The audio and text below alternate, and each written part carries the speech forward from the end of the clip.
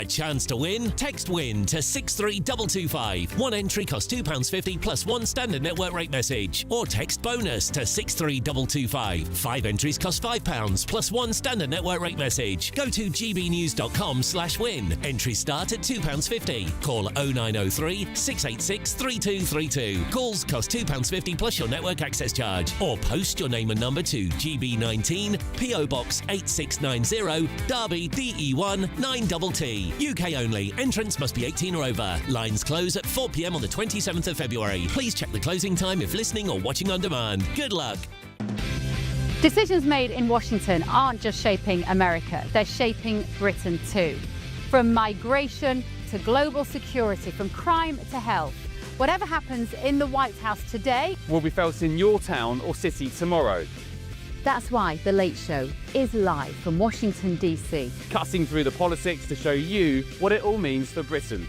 The Late Show live every night at midnight. Only on GB News, Britain's news channel.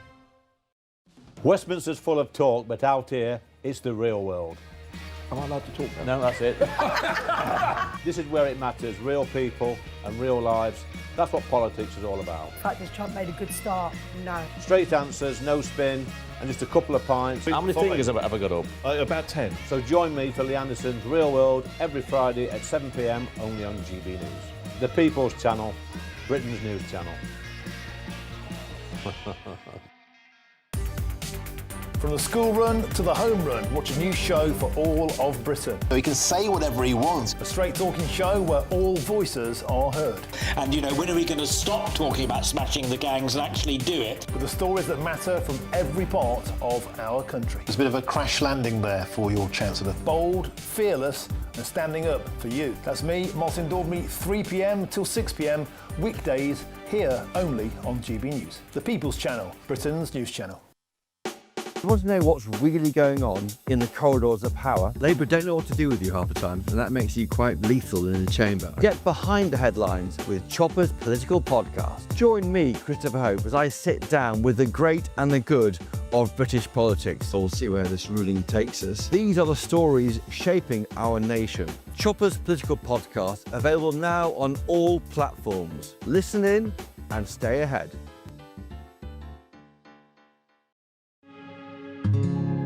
We love Great Britain. We love its history, its culture and its tradition, and that's why we're so proud to be part of GB News. You look genuinely emotional. Oh, come here. GB News does pay attention to those who are ignored by the mainstream media. The majority of this country whose forefathers fought and died to maintain liberty, to fight for freedom of speech. The rule of law, the rights of property and democracy. This is the heritage that our country should be so proud of. Which of course includes our Christian heritage. There's been a huge resurgence in the number of people going to church. Perhaps they're not finding what they're looking for, and they're looking for something a bit deeper, a bit more truthful, a bit more akin to Britain's Christian heritage. That's right, get ready, because the most exciting night in general election history starts now!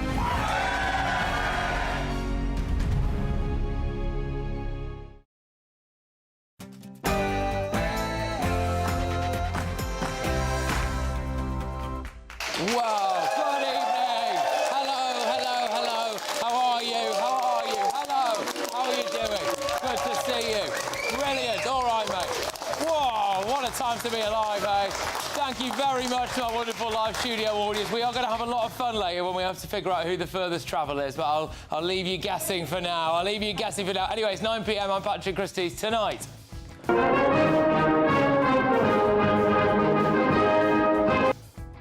Starmer is literally being pushed around by the Chinese now, isn't he?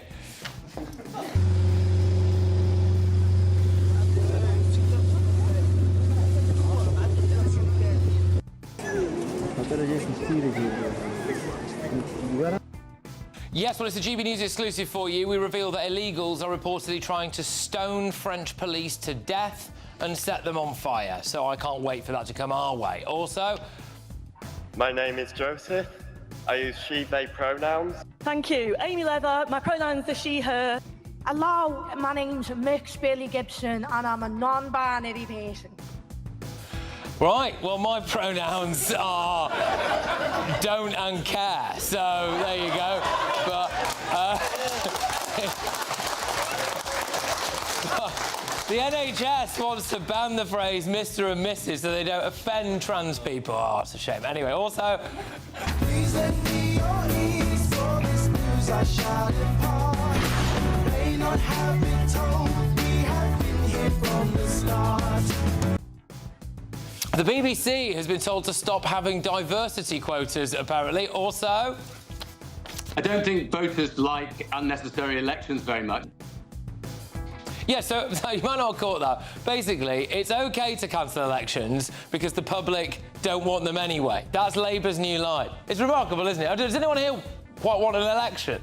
Yeah. Right, well, there you go. Anyway, we're also going to be talking about this.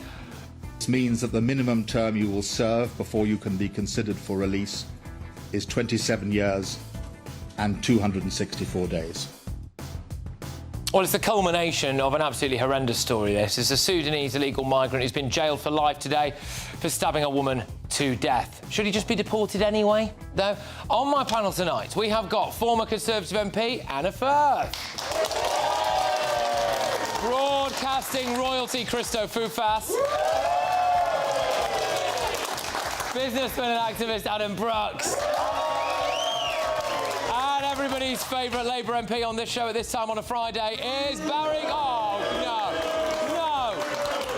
no. We are better than that, everybody. We're better than that. Get ready, Britain. We're not. Get ready, Britain. Here we go.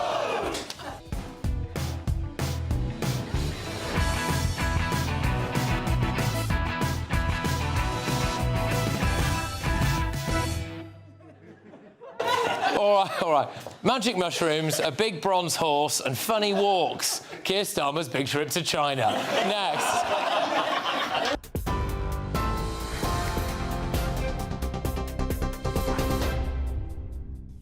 Patrick, thank you very much and good evening. The top stories. Prime Minister Sir Keir Starmer says China has agreed to lift sanctions on British MPs and peers. That's after talks with the Chinese president. It comes after Donald Trump has said it was very dangerous for the UK to do business with China as the Prime Minister arrived in Shanghai on the third day of his visit to the country. Sir Keir Starmer has secured a visa-free travel deal with China during his trip, a movement that the government says will boost trade and business links. Shadow National Security Minister Alicia Cairns told GB News she would be disappointed if she were the Prime Minister. Meanwhile, the Liberal Democrats leader Sir Ed Davey says it's a real issue doing a deal with China. Elsewhere, a Sudanese asylum seeker has been jailed for life for murdering asylum hotel worker Rhiannon White on a railway station platform. Deng Chol Magic was sentenced to a minimum term of 29 years for murdering the British mother of one. Miss White died on the 23rd of October of 2024, 3 days after Magic stabbed her 23 times with a screwdriver at a train station in Warsaw. Passing the sentence today, Mr Justice Sewell said the Sudanese national had acted with a chilling composure in every aspect of his behaviour when he killed the 27-year-old. Elsewhere, the US Justice Department has published a new cache of files related to the convicted sex offender Jeffrey Epstein. They are releasing 3 million pages, including 2,000 videos and 180,000 images related to Epstein. Thousands of pages have already been made public in prior releases, which have included photographs with high-profile people, text messages and emails. Now, we found out this evening that many of the documents are heavily redacted, with some files showing pages which are entirely blacked out. Other documents involve email exchanges, details about Epstein's many properties and information on his death in a New York prison cell. There is also no suggestion that appearing in any of the documents implies any wrongdoing. Hannah Spencer has been announced as the Green Party's candidate for the Gorton and Denton by-election. That is likely to take place on the 26th of February. The by-election was triggered after the resignation of Andrew Gwynn. Local campaigner Jackie Pearcey has been announced as the Liberal Democrats candidate. Matt Goodwin was announced on Tuesday as Reform UK's candidate. The Workers' Party announced their candidate as Shabazz Sarwar. Labour are set to announce their candidate tomorrow, and the Conservatives have not yet confirmed when they will make their announcements. And finally, Emmy-winning actress Catherine O'Hara, who starred in the Home Alone films and sitcom Schitt's Creek, has died. The Canadian-American actress was 71 years old. She died on Friday at her home in Los Angeles following a brief illness, her agency said in a statement. And those are the latest headlines. More in an hour. For the very latest GB News direct to your smartphone, sign up to News Alerts by scanning the QR code or go to gbnews.com/alerts.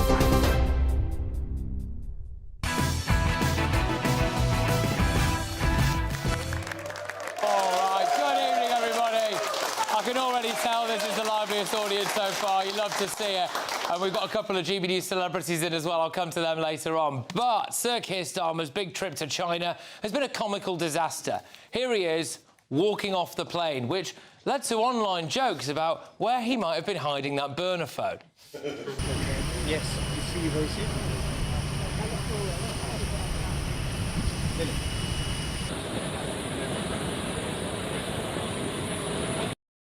What a slightly odd walk there anyway, but Starmer has been accused of being pushed around by the Chinese politically, but of course that's not fair. They push him around physically as well.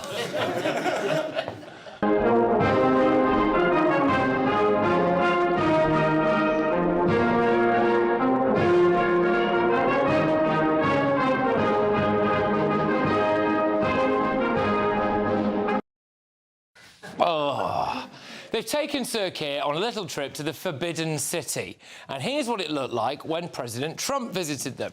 So there's a picture. Oh no, so I'm outside, but there you go. Anyway, so yeah, there was also a picture of him standing at the Forbidden City, but anyway, it doesn't matter. You'll notice that it's closed to the public, which is what it was. President Xi was there himself. Let's just see though what they did for the Labour Party leader. I have no doubt.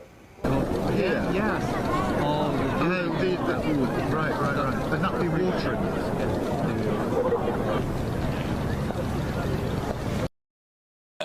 So they kept it totally open to the public and tourists, right?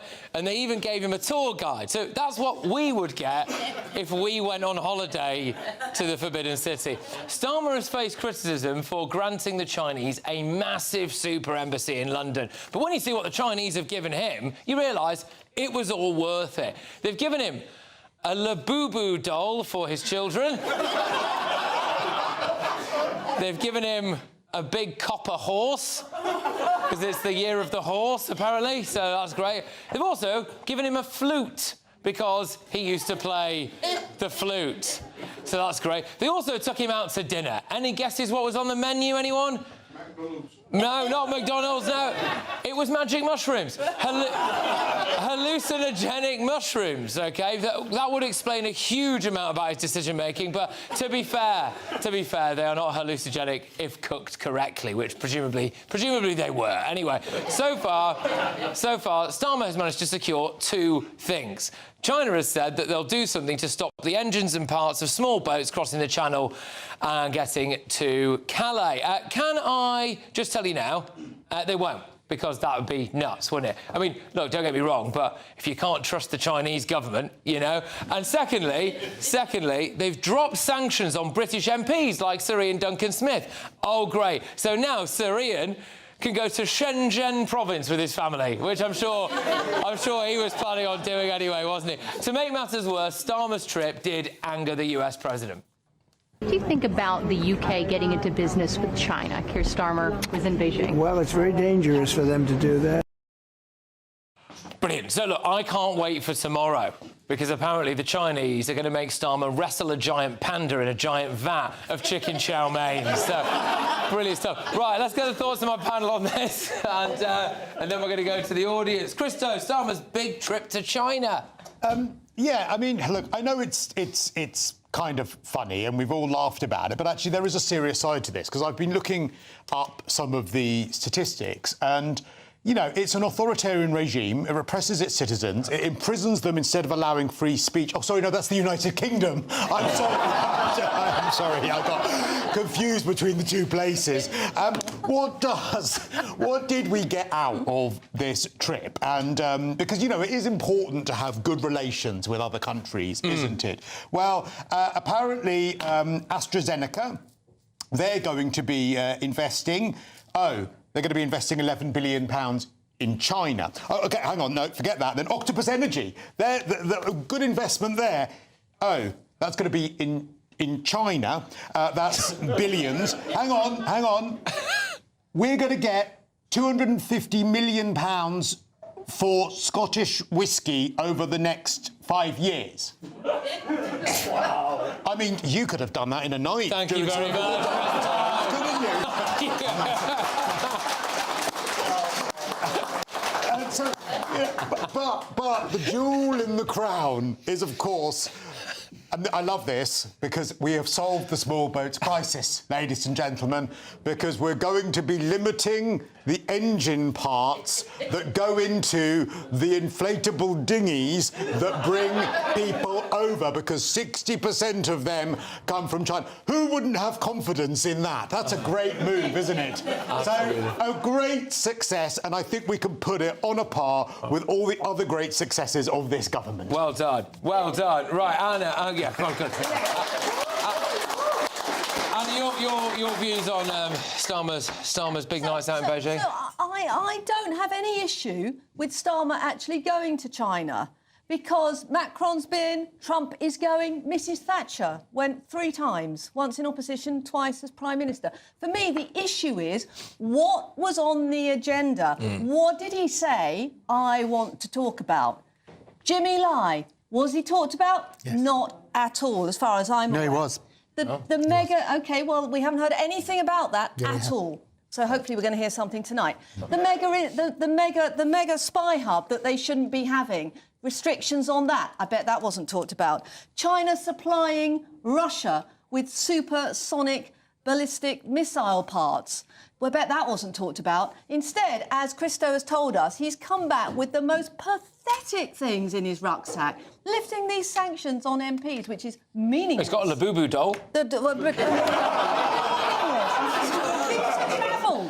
Visa travel for 30... how many of us are going to go on short trips to China? Certainly not me. And the Germans and the French have already got it. And as Christo's pointed out, all the trade deal has gone in the wrong direction. This is a joke. I'm embarrassed. All right, good. So we're off to a flight. Now, before we go to the rest of the panel, I want to go to this gentleman on the front row here. Fantastic. Thank you very much. So what would you like to say about this?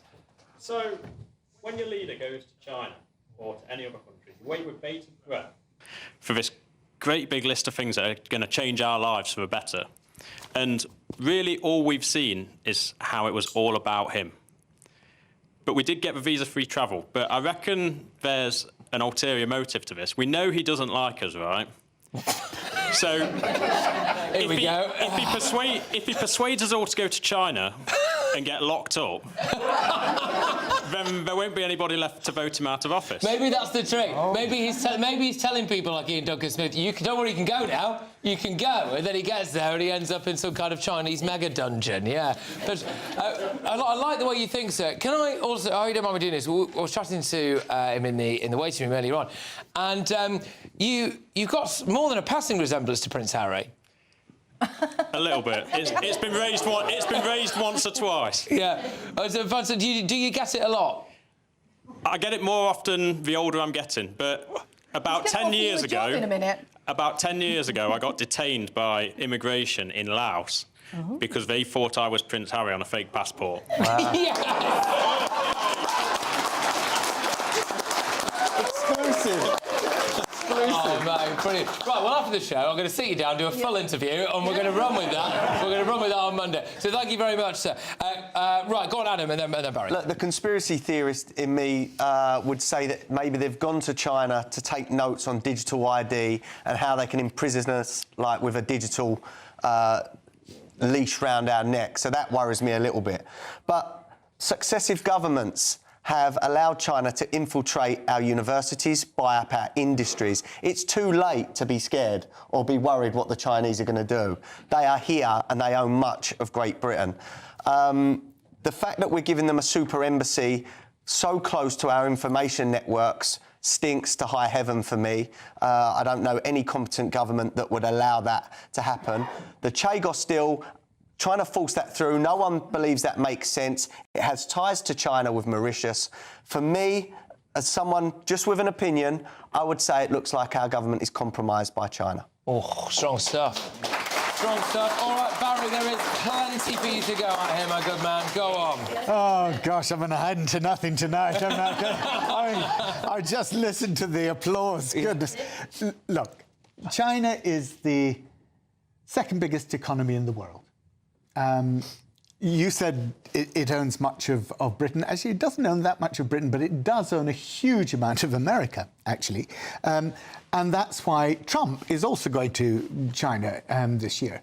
Rather weird, given that he just told Starmer, really, you shouldn't be going. You know, Macron's gone, Merz is gone, Carney's gone. You know, some of our closest allies have gone to China. Why? They've gone there because actually you can't ignore China's economic strength. You have to engage. And I'm afraid what happened over the past regime back to 2010 is that we had the golden age under David Cameron in 2015. It was called the golden age with China. Then Theresa May came in. Oh, mind you, I did actually think that Theresa May and Donald Trump hand in hand was rather like Keir Starmer. That was a bit weird, actually, yes, but yes. There. But at least they weren't holding hands, OK? No. You know, so there's been this backwards and forwards relationship with China. First it's a golden age, then we're all afraid of them. Now we're trying to get the relationship on a level playing field. Are China an ally? No, they're certainly not. Are they an adversary? Yes, they certainly are. We should not be considering them yet an enemy, but they are an adversary. And it's important that we establish decent trade relations where we can. And actually, you talked about 250 million. What's happened is that the tariff on the import tariff on whisky has now been halved. That will be a huge boost to Scottish industry. The visas, I agree with you, it's neither here nor there, except in this respect, in that business will be able to go out there without the problems of that and begin to do business. And the businesses that you mentioned, Christo, yeah, they are going to be investing in China, but they're based and domiciled here and they'll be paying tax here. So actually, it is about doing business. It is about being very careful, and that's why I corrected you on that point. He did raise Jimmy Lai. He did raise the Uyghurs. He did raise the situation in Hong Kong. All the human rights issues were raised in that conversation. So, look, and what promises did he get on any of those issues? And, you know, I think this is always the way. You go there, what do? You raise the issue, you make sure that people know that you're watching what they're doing. You actually tell China, OK, you've got to release somebody. No, you can't. Let's be realistic. It's real politics. But, you know, on the whole, it was right to go. We did kind of tell the Egyptians that they needed to release that Abd al-Fattah guy, and then they did. And so we could give him a house in Brighton. How many years later did they do it when they wanted to get rid of him? We were adamant about that. That was a top priority, wasn't it? And then it turned out no one had checked his Twitter, and it was like, oh gosh, this guy, you know. But anyway, right. Well, final word on this, because I mean, so I get what you're saying, and look, that it's nice about the whiskey, the 250 million for the whiskey. It's lovely. But the investment that they're getting from us is in billions, and we're getting a bit of whiskey that will benefit us, or a bit more revenue from that whiskey. It does seem a little bit one-sided. Where's the billions for us if we're going to have to nurture this? Let me explain. When I was in business, I expanded my company into what was then Eastern Europe, right? And then ultimately into Russia. I invested a huge amount to do that, But I tell you what, the returns were enormous, okay? Because actually that then brought business, it brought business to my company, and we then prospered as a result of it. That's how you do it. You make the investment, and of course, in anything like AstraZeneca or anything like what was the other one? Octopus. You know, great. But that's a British business now going out there. Fine. It'll produce goods for this. I think one of the other things for me is just how awkward he always looks. Oh, terribly awkward. Everyone goes like, oh, he's good on the world stage. It's like, is he? No. I don't know. It's like he's about to fall off. He looks like he's about to fall off the stage half the time, doesn't he? Really? I think it's an embarrassment, Patrick, how awkward he is, to be fair, and how lack of a personality. It's really awkward. And isn't it a shame that AstraZeneca removing their US listing, their revenue to the US, which is costing us $200 million a year in lost stamp duty revenues? Yeah, right. Yeah. That's a huge problem. Yeah. Right. Well, we'll move on from China now. So there we go. We've got loads more coming your way. We are going to be talking. Well, yes. I mean, the BBC's diversity report, but also a very serious story involving, well, crucially, a woman who was working at a migrant hotel, but also a Sudanese migrant. But time first, though, for something to take your mind off all of it. Is it a new British giveaway? We've got a new British giveaway. Oh. Yeah, it's the Great British Giveaway. Oh. Which I find out about at the same time as you, because I've just read it. Let's see what it is, shall we? You can get summer sorted. Oh, with luxury £10,000 holiday for two. And that's not all, as we're also going to give you £30,000 in tax-free cash. Oh, good. Hayley Sparks is back. Yeah. We want you to set off on the destination of your dreams this year, as you could win an incredible holiday for two worth £10,000. Courtesy of Riviera Travel, you'll get to choose from 47 tours in over 30 worldwide destinations, and with return flights, transfers and luxury hand-picked accommodation, all organised by expert tour managers. You'll be able to enjoy less fuss and more freedom. You could find yourself in Costa Rica, Japan, Canada, or enjoying the fabulous Egyptian sites on a Nile River cruise. And if that wasn't enough, we'll also give you £30,000 in tax-free cash to make sure you really make a splash this summer. The holiday and the cash really could be yours. For a chance to win, text WIN to 63225. One entry costs £2.50. One standard network rate message, or text bonus to 63225. 5 entries cost £5 plus one standard network rate message. Go to gbnews.com/win. Entries start at £2.50. Call 0903 686 3232. Calls cost £2.50 plus your network access charge. Or post your name and number to GB19 PO Box 8690 Derby DE1 9TT. UK only. Entrance must be 18 or over. Lines close at 4 p.m. on the 27th of February. The winner may be contacted live after all entry routes have closed. Please check the closing time if listening or watching on demand. Good luck. OK, yes. Oh, look, a Sudanese migrant who was living in a migrant hotel has been handed a life sentence for a horrific attack after stabbing a woman to death. We're going to ask, should he just be deported? That's next.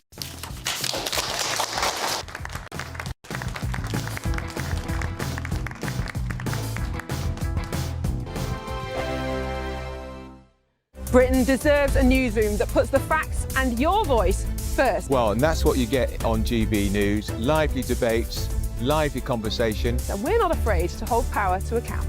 And each other. So join me, Andrew Pearce. And me, Miriam Gates, for Britain's Newsroom, weekdays from 9:30 on GB News. Hi, I'm Michelle Dewberry, and my show is your opportunity to cut through all the noise and dive in headfirst to some robust debates. Ideas clash. Situation, no, because the failure is you're deliberately avoiding my point. Nothing's held back. And if you think this is the end of it, wait for more. And we do not shy away from the difficult stuff. Sometimes I want to shake people and say, if only you understood. So join me on Jubes & Co. weeknights at 6 p.m, only on GB News, Britain's news channel. From the school run to the home run, watch a new show for all of Britain. So he can say whatever he wants. A straight-talking show where all voices are heard. And, you know, when are we going to stop talking about smashing the gangs and actually do it? With the stories that matter from every part of our country. There's a bit of a crash landing there for your Chancellor. Bold, fearless and standing up for you. That's me, Martin Daubney, 3 p.m. till 6 p.m, weekdays, here only on GB News. The People's Channel, Britain's news channel. Westminster's full of talk, but out here, it's the real world. Am I allowed to talk now? No, that's it. This is where it matters, real people and real lives. That's what politics is all about. The fact is Trump made a good start. No. Straight answers, no spin, and just a couple of pints. How many fingers have I got up? About 10. So join me for Lee Anderson's Real World every Friday at 7 p.m. only on GB News. The People's Channel, Britain's news channel.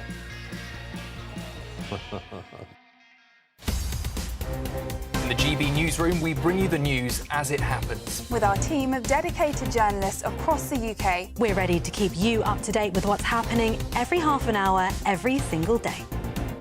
Bulletins here on GB News. The People's Channel. Britain's news channel. You want to know what's really going on in the corridors of power? Labour don't know what to do with you half the time, and that makes you quite lethal in the chamber. Get behind the headlines with Chopper's Political Podcast. Join me, Christopher Hope, as I sit down with the great and the good of British politics. We'll see where this ruling takes us. These are the stories shaping our nation. Chopper's Political Podcast, available now on all platforms. Listen in and stay ahead. Join me, Nana Akwe, for an informative, interactive news programme with a difference. It's fun. No, he didn't say that, Dave. I'm so surprised. I think there's an element of truth to that. Join me from 3 p.m. every weekend, only on GB News, Britain's news channel.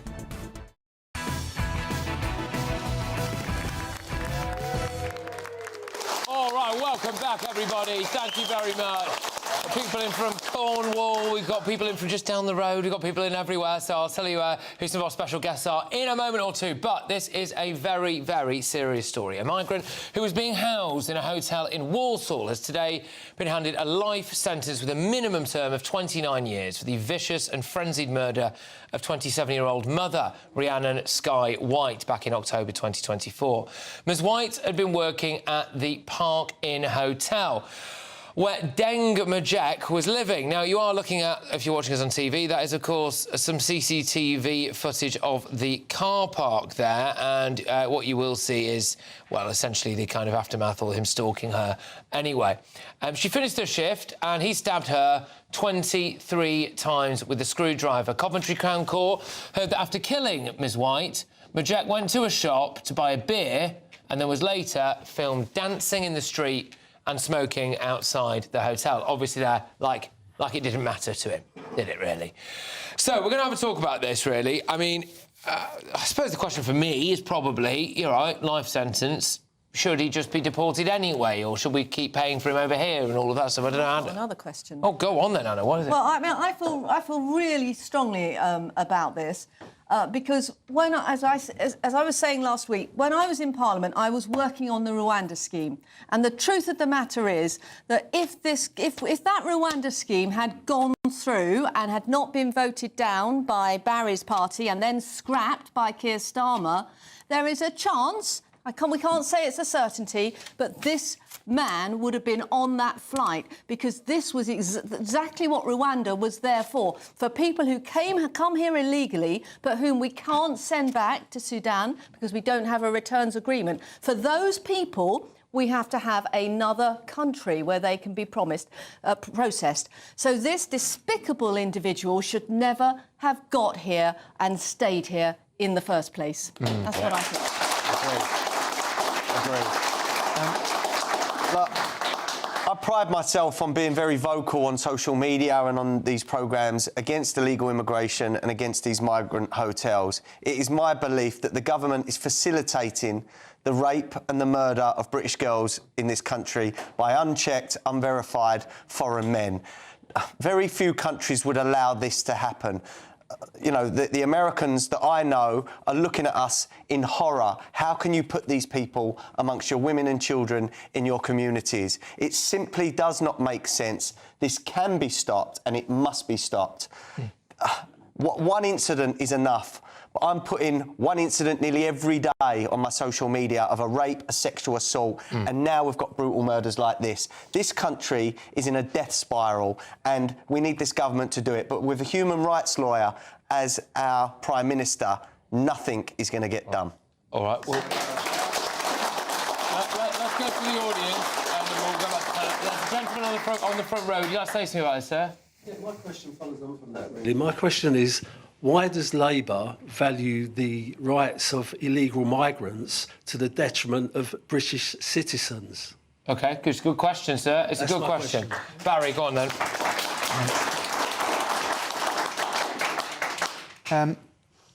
The answer to that is that it doesn't. You admitted it does. Your government admitted that it does. Come on, Barry, come on. OK, look, it's not... I don't think anybody seriously thinks that the government is trying to do down British citizens, right? The appalling murder that we saw here, I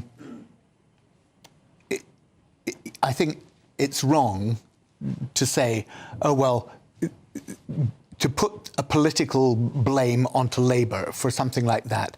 This guy was clearly somebody who was going to murder.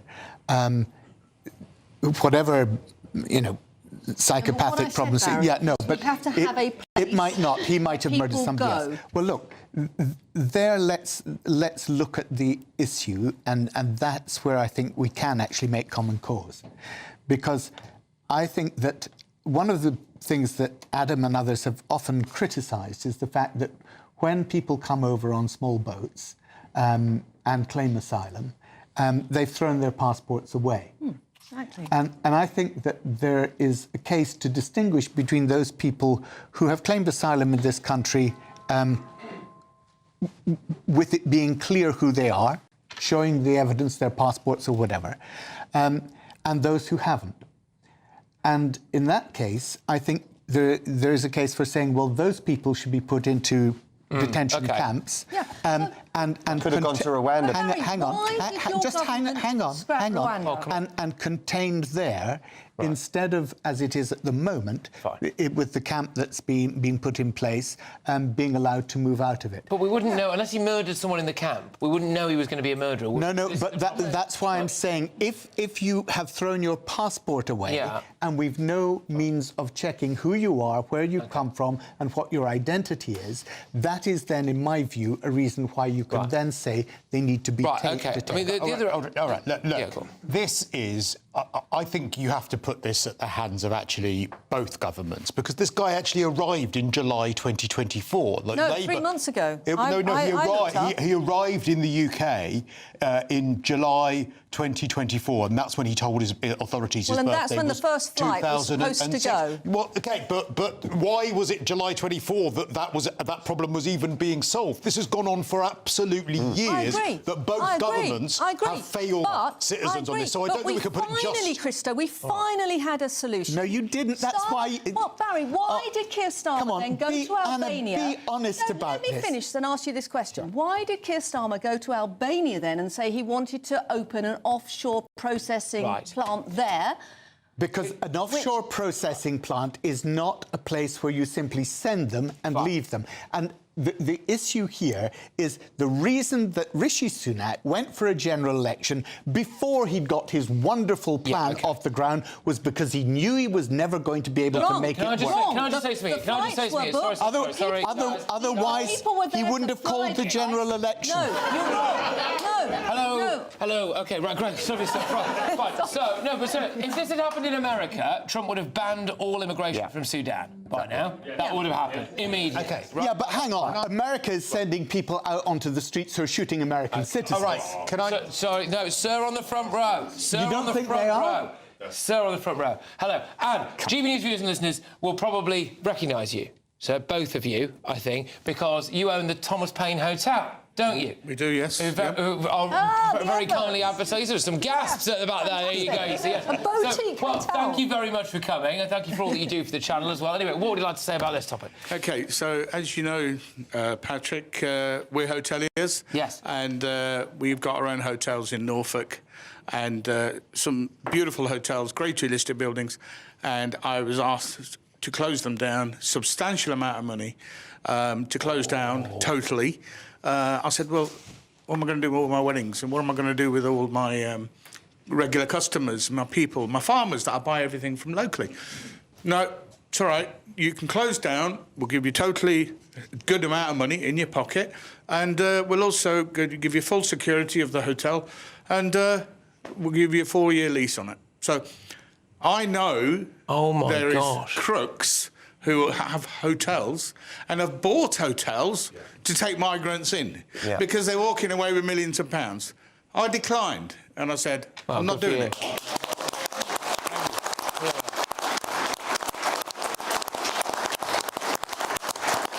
So I totally declined and I said, I'm a hotelier. If anyone's, I'm a bit older than you guys, but if anyone remembers Trustas Forte, I spent good amount of years of my upbringing, and I'm a hotelier. I'm not a person who's going to bring in all these migrants. We're struggling for staff, and yet all these migrants can't work. And I was told 2 years they should be able to work. They should be able to get a working permit in it. 2 years. And we can't get staff at the moment, so where's my taxis going? And when are the migrant hotels going to stop? Because I'm not going to do it. Good for you, mate. Thank you. All right, we're going to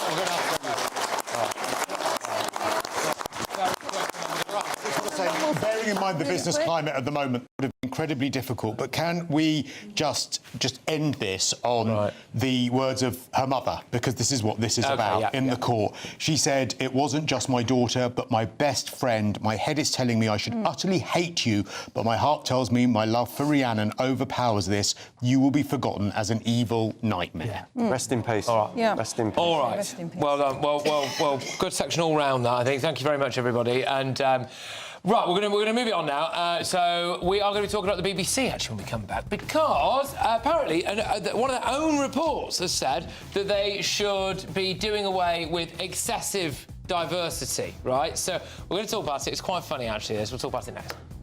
All right.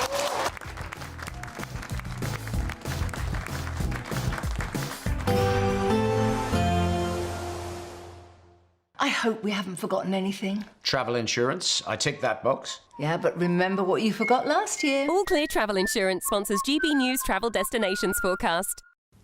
Plenty of heavy rain over the central Mediterranean through the next few days. More rain heading into Portugal as well, and generally fine and sunny conditions across the Canaries. A drier day in Portugal on Saturday, but we are going to see more rain coming in here Sunday. There's the heavy rain from an area of low pressure across the central Med, looking very wet for Sardinia and Sicily, where it'll also be quite gusty. Some sunny spells for the Greek islands on Saturday, but we'll see some showers heading in here on Sunday. All Clear Travel Insurance sponsors GBNews Travel Destinations Forecast. Evening. Yes, time for your latest weather update from the Met Office here on GB News. It's a messy weekend. It won't rain all weekend, so there'll be a fair few showers around on Saturday. Sunday, overall, the drier day, but there's more wet weather to talk about for next week. Plenty of wet weather around tonight as well. This low pressure system's been moving its way up, providing heavy rain for parts of Wales and southwest England, where there is a Met Office yellow warning in place because it's been so wet. Extra rain falling may well cause some further flooding issues. The rain will spread into northern England, Northern Ireland, parts of southern Scotland by the end of the night. We continue with this brisk wind feeding the wet weather into eastern Scotland with snow on the hills. Temperatures holding up 4 to 7 degrees to start the weekend. Like recent days, western Scotland probably the place to be for dry and bright weather on Saturday, but also East Anglia in the southeast, probably largely fine for much of the day. Still quite wet across Wales and some showers to southwest England to begin with, and looking quite grey with showery rain over much of northern England, Northern Ireland and southern Scotland. There's that nagging wind which continues to feed cloud and rain into Aberdeenshire and the Northern Isles. But as I said, with some shelter, western Scotland doing okay for dry and bright weather. We should see some sunny spells developing for parts of Lincolnshire, generally staying dry and bright across eastern England. Further outbreaks of rain to come for Wales, the Midlands and a few showers in the southwest, perhaps turning a bit drier and brighter through the day in Northern Ireland. Temperature-wise, we're close to average, may get to double figures in the south, but feeling quite cool in that wind which continues to blow into Sunday across the northeast. I said overall a drier day on Sunday, but there will still be a few showers around. Quite a murky start, could be some mist and fog. A zone of rain works its way across Northern Ireland and into western Scotland. A few showers elsewhere, but some brighter spells. Temperatures, again, close to the average, 7 to 10 Celsius, similar to what they've been for much of this week. Do you trust what you're being told? Good, because because neither do I. Those are just facts. I'm Alex Armstrong, and on my show, we'll expose the spin. Well, I want to answer that because you didn't let me last time, because you always speak over me. The broken promises. To deny that is denying the truth. And the hypocrisy. Stop. You think we can allow Politics, policy, Parliament. Nothing is off limits. No sugarcoating, no fear of offence, just the truth laid bare. Tune in every Saturday and Sunday at 9 p.m. for Alex Armstrong Tonight, only on GB News, Britain's news channel. At GB News, we love to hear from you, our loyal community. So drop us a line at gbnews.com/yoursay. There you can talk to each other and also to the presenters live on air. gbnews.com/yoursay, because GB News is your channel, Britain's news channel.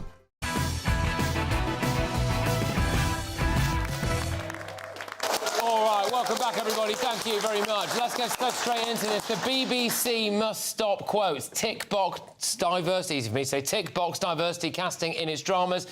A review commissioned by the corporation has warned. So it concluded that the broadcaster is so keen to include various different minorities in its programmes that its representations are being shoehorned into inappropriate settings such as period dramas, like, you know, I mean, hypothetically speaking, like making King Henry VIII black or something like that, right? So there we go. So do we think that they will actually do this, follow their own advice? Well, let's hope so, because it's utterly ridiculous and I'm sick of it. And I'll tell you what, I've got many black friends that are sick of this as well. They find it patronising and they think that it's making race relations worse in this country. This is lefty idiots that are trying to get their agenda across to people in the masses just for their own agenda. It's a lie. And they're trying to paint a lie to us, as you say, like saying some of these medieval figures were black. They weren't. Tell the truth and show us the truth. We don't want to be gaslit by you, the BBC. I mean, OK. There's some examples of this, by the way. So they did a portrayal of Sir Isaac Newton with a bloke who is very much mixed race as well. So obviously it's not historically accurate. Yeah, I mean, there's all sorts. I mean, you know, Anne Boleyn, I think. Yeah. Great Expectations, yeah. The only good thing about this is this must be the first report about the BBC that I actually completely agree with. And if they do follow their own advice, you know, what an improvement it will be. And what really annoys me about it is the untruthfulness, because actually what they're trying to do is highlight that there was exclusion and there was a problem with slavery and all sorts of stuff many years ago. But by casting the wrong people as having positions of influence when they never did, is actually giving the impression, a completely false impression of reality. It's counterproductive, actually. Completely counterproductive. Because it makes people think that slavery and inequality didn't exist when it did. Exactly. But the bit I loved in this report was when they talked about Doctor Who. Oh, great, right? yes. Doctor Who was heavily criticised for featuring Nathaniel Curtis, a mixed-race actor as Sir Isaac Newton. Yeah. But the review said, if we can ask viewers to believe that the central character is an extraterrestrial being who can regenerate into a range of different actors and travel in a time machine through the space-time continuum, a mixed-race Sir Isaac Newton seems much less of a stretch. It does. It was brilliant. We all agree it's bonkers. No, I'm sorry. I'm actually a bit upset about this because, as you know, I have a history of acting myself, and I'm sorry. Like this is my chance to play Diana Ross. Gone. No, because it doesn't work that way, Christys, I'm afraid. I could have done it, you know. I could have done it, you know. And a chain reaction. I'm very, very good at that. Not going to happen.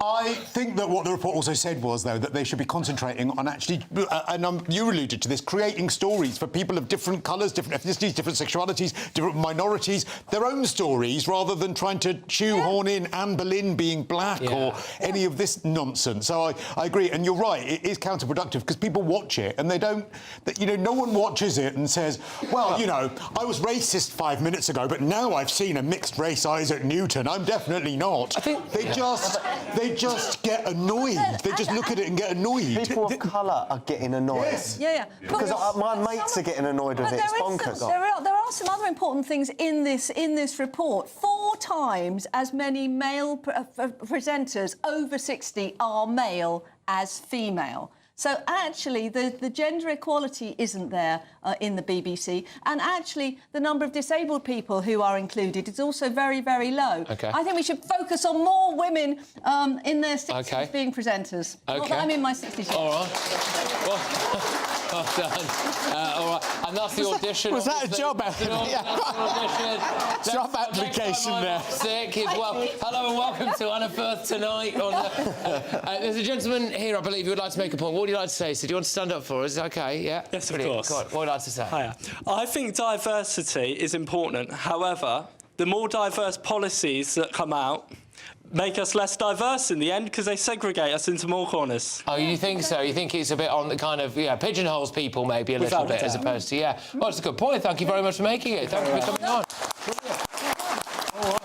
Look, we are going to go because we were a bit squeezed then with the last section. I've just got to read this from the BBC. The BBC chairman has said, it is vital the BBC authentically reflects the lives of all communities, classes and cultures across the UK.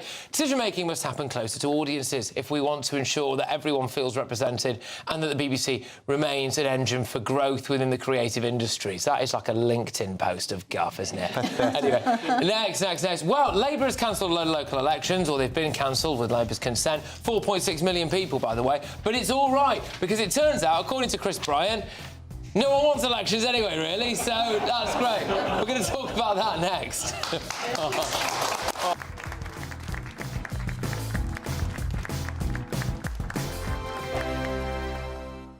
I'm Michelle Dewberry, this is Jubes & Co with you. Hello everyone, Patrick Christys here. GB News. Britain's news channel. Access the stories that matter to you. Take the GB News family with you on any device. And as long as you have an internet connection. Tune in to GB News, anywhere on the planet or beyond. GB News, the People's Channel, Britain's news channel. Hi, I'm Michelle Dewberry, and my show is your opportunity to cut through all the noise and dive in headfirst to some robust debates. Ideas clash. Situation, isn't it? Because the failure is... You're deliberately avoiding my point. Nothing's held back. And if you think this is the end of it, wait for more. And we do not shy away from the difficult stuff. Sometimes I want to shake people and say, if only you understood. So join me on Jubes & Co weeknights at 6 p.m, only on GB News, Britain's news channel. From the school run to the home run, watch a new show for all of Britain. He can say whatever he wants. A straight-talking show where all voices are heard. And, when are we going to stop talking about smashing the gangs and actually do it? With the stories that matter from every part of our country. There's a bit of a crash landing there for your Chancellor. Bold, fearless and standing up for you. That's me, Martin Daubney, 3 p.m. till 6 p.m, weekdays, here only on GB News. The People's Channel, Britain's news channel. Westminster's full of talk, but out here, it's the real world. Am I allowed to talk then? No, that's it. This is where it matters, real people and real lives. That's what politics is all about. The fact has Trump made a good start? No. Straight answers, no spin, and just a couple of pints. How many fingers have I got up? About 10. So join me for Lee Anderson's Real World every Friday at 7 p.m, only on GB News. The People's Channel, Britain's news channel. You want to know what's really going on in the corridors of power? Labour don't know what to do with you half the time, and that makes you quite lethal in the chamber. Get behind the headlines with Chopper's political podcast. Join me, Christopher Hope, as I sit down with the great and the good of British politics. We'll see where this ruling takes us. These are the stories shaping our nation. Chopper's political podcast, available now on all platforms. Listen in and stay ahead. Decisions made in Washington aren't just shaping America, they're shaping Britain too. From migration to global security, from crime to health. Whatever happens in the White House today will be felt in your town or city tomorrow. That's why The Late Show is live from Washington, D.C. Cutting through the politics to show you what it all means for Britain. The Late Show Live, every night at midnight. Only on GB News, Britain's news channel.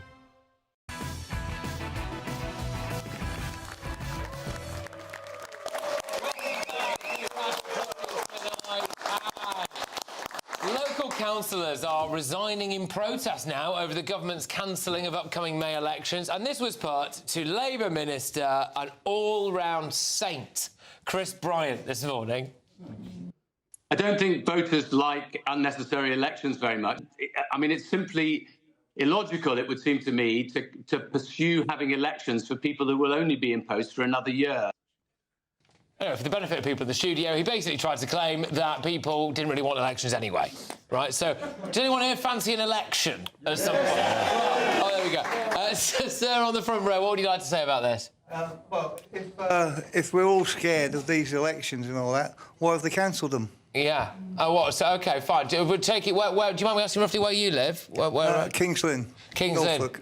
Yeah, I don't know. What's the election situation where you are, sir? Have you got any coming up? We ain't got one. No, got one. No. And we really do want one. We really do want one, yeah, I'm not surprised. Well, thank you very much for that. Well, go on, Barry, I'll start with you on this, because keep it quite short if we can. Is Chris Bryant right here to be kind of wheeling out the old? I don't think so. Look, I don't think there is... there's ever a good reason for a politician to say, you can't sack me.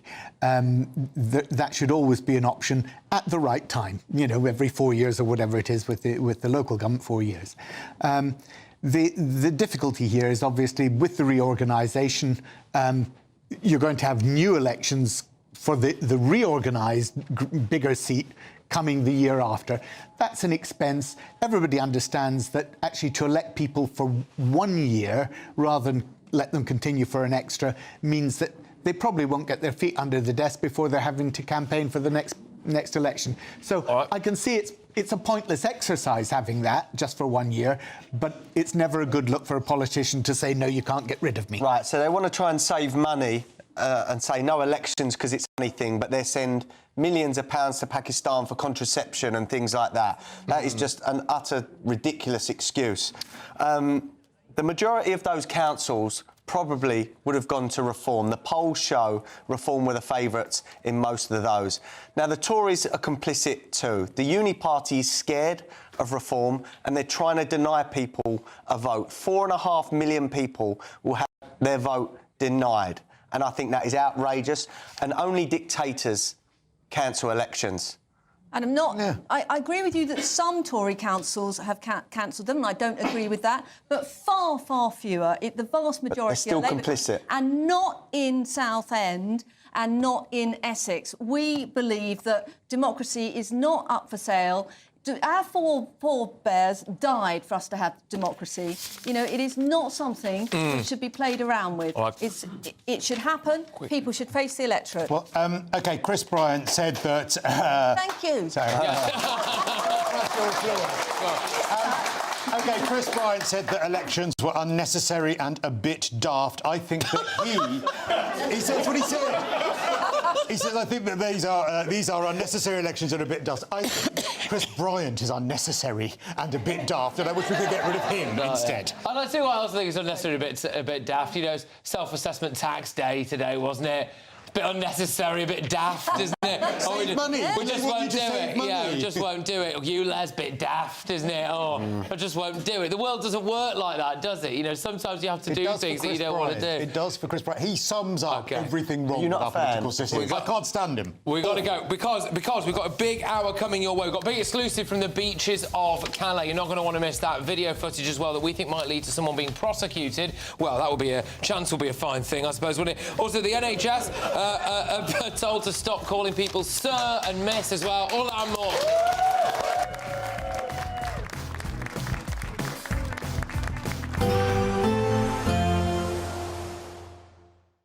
Expect warm spells with the odd rude interruption. Boxed Boilers sponsors the weather on GB News. Evening. Yes, time for your latest weather update from the Met Office here on GB News. It's a messy weekend. It won't rain all weekend, so there'll be a fair few showers around on Saturday. Sunday, overall, the drier day, but there's more wet weather to talk about for next week. Plenty of wet weather around tonight as well. This low-pressure system's been moving its way up providing heavy rain for parts of Wales and southwest England, where there is a Met Office yellow warning in place because it's been so wet. Extra rain falling may well cause some further flooding issues. The rain will spread into northern England, Northern Ireland, parts of southern Scotland by the end of the night. We continue with this brisk wind feeding the wet weather into eastern Scotland with snow on the hills. Temperatures holding up 4 to 7 degrees to start the weekend. Like recent days, western Scotland probably the place to be for dry and bright weather on Saturday, but also East Anglia in the southeast probably largely fine for much of the day. Still quite wet across Wales and some showers to southwest England to begin with, and looking quite grey with showery rain over much of northern England, Northern Ireland and southern Scotland. There's that nagging wind which continues to feed cloud and rain into Aberdeenshire and the Northern Isles. But as I said, with some shelter, western Scotland doing okay for dry and bright weather. We should see some sunny spells developing for parts of Lincolnshire, generally staying dry and bright across eastern England. Further outbreaks of rain to come for Wales, the Midlands and a few showers in the southwest, perhaps turning a bit drier and brighter through the day in Northern Ireland. Temperature-wise, we're close to average, may get to double figures in the south, but feeling quite cool in that wind which continues to blow into Sunday across the northeast. I said overall a drier day on Sunday, but there will still be a few showers around, quite a murky start, could be some mist and fog. A zone of rain works its way across Northern Ireland and into western Scotland. A few showers elsewhere, but some brighter spells. Temperatures, again, close to the average, 7 to 10 Celsius, similar to what they've been for much of this week. Expect warm spells with the odd rude interruption. Boxed Boilers sponsors the weather on GB News. We want you to set off on the destination of your dreams this year, as you could win an incredible holiday for two worth £10,000. Courtesy of Riviera Travel, you'll get to choose from 47 tours in over 30 worldwide destinations. We'll also give you £30,000 in tax-free cash to make sure you really make a splash this summer. For a chance to win, text WIN to 63225. One entry costs £2.50 plus one standard network rate message. Or text BONUS to 63225. 5 entries cost £5 plus one standard network rate message. Go to gbnews.com/win. Entries start at £2.50. Call 0903 686 3232. Calls cost £2.50 plus your network access charge. Or post your name and number to GB19 PO Box 8690 Derby DE1 9TT. UK only. Entrance must be 18 or over. Lines close at 4 p.m. on the 27th of February. Please check the closing time if listening or watching on demand. Good luck. Hi, I'm Michelle Dewberry, and my show is your opportunity to cut through all the noise and dive in headfirst to some robust debates. Ideas clash. Situation, no, isn't it? No, Because the failure is you're deliberately avoiding my point. Nothing's held back, And if you think this is the end of it, wait for more. and we do not shy away from the difficult stuff. Sometimes I want to shake people and say, if only you understood. So join me on Jubes & Co. weeknights at 6 p.m. only on GB News, Britain's news channel. Do you trust what you're being told? Good, because neither do I. Those are just facts. I'm Alex Armstrong, and on my show, we'll expose the spin. Well, I want to answer that because you didn't let me last time, because you always speak over me. The broken promises. To deny that is denying the truth. And the hypocrisy. We think we can allow. Politics, policy, parliament. Nothing is off limits. No sugarcoating, no fear of offence, just the truth laid bare. Tune in every Saturday and Sunday at 9 p.m. for Alex Armstrong Tonight, only on GB News, Britain's news channel. From the school run to the home run, watch a new show for all of Britain. He can say whatever he wants. A straight-talking show where all voices are heard. And, you know, when are we going to stop talking about smashing the gangs and actually do it? With the stories that matter from every part of our country. There's a bit of a crash landing there for your Chancellor. Bold, fearless and standing up for you. That's me, Martin Dordme, 3 p.m. till 6 p.m. weekdays, here only on GB News. The People's Channel, Britain's news channel. Britain deserves a newsroom that puts the facts and your voice first. Well, and that's what you get on GB News. Lively debates, lively conversation. And we're not afraid to hold power to account. And each other. So join me, Andrew Pierce. And me, Miriam Gates, for Britain's Newsroom, weekdays from 9:30 on GB News.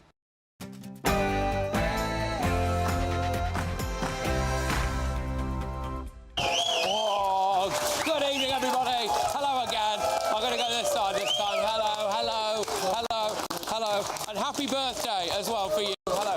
Right. OK, a lot to go at this evening. Thank you to my wonderful live studio audience. It's 10 p.m. I'm Patrick Christys. Tonight...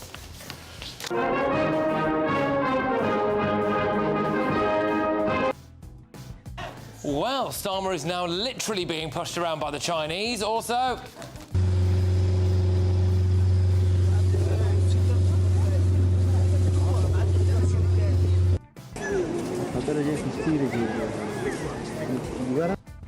Well, this is what we're going in with this hour. GB News exclusives, actually. We reveal that illegals are now reportedly trying to stone French police to death and then set them on fire. We also think we might have been able to uncover a genuine criminal, which we have reported to the Home Office, so, you know, let's see if they do anything. Also, breaking tonight, there were 3 million more Epstein files have just been released as journalists across the world tried to comb through them. But according to the documents, Jeffrey Epstein arranged for Andrew Mountbatten Windsor to have dinner with the 26-year-old Russian woman in 2010.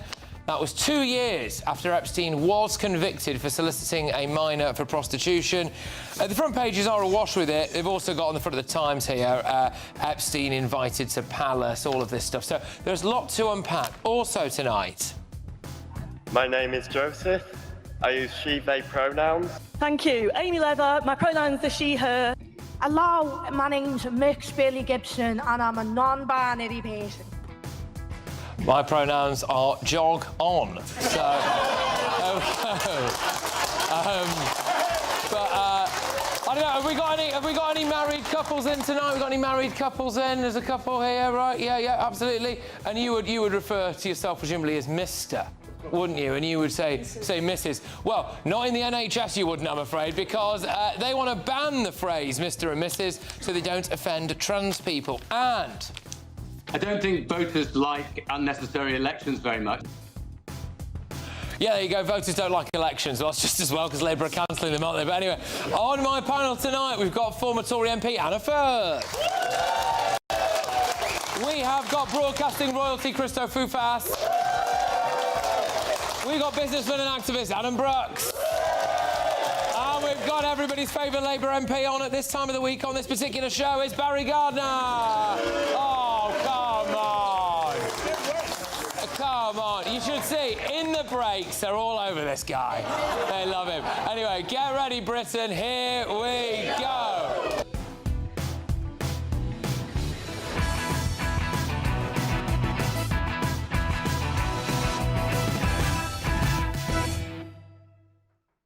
Show this exclusive to your lefty mates. Next.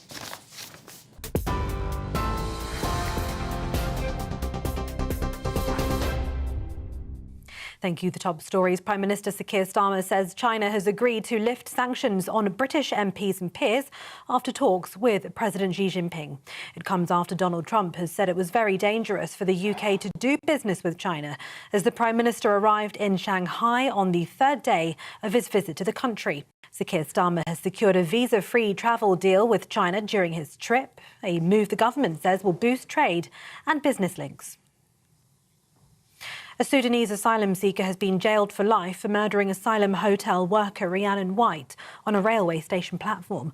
Deng Chol Magic was sentenced to a minimum term of 29 years for murdering the British mother of one. Miss White died on the 23rd of October of 2024, 3 days after Magic stabbed her 23 times with a screwdriver at a train station in Walsall. Passing the sentence today, Mr Justice Saul said the Sudanese national had acted with a chilling composure in every aspect of his behaviour when he killed the 27-year-old. Elsewhere, the US Justice Department has published a new cache of files related to convicted sex offender Jeffrey Epstein. They are releasing 3 million pages, including 2,000 videos and 180,000 images related to Epstein. Thousands of pages have already been made public in prior releases, which have included photographs with high-profile people, text messages and emails.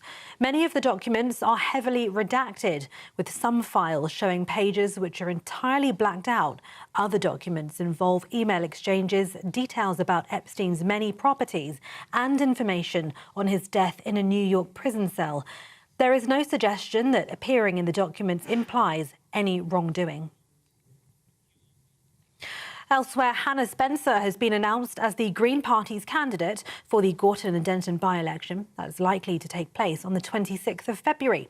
The by-election was triggered after the resignation of Andrew Gwynn. Local campaigner Jackie Pearcey has been announced as the Liberal Democrats candidate. Matt Goodwin was announced on Tuesday as Reform UK's candidate.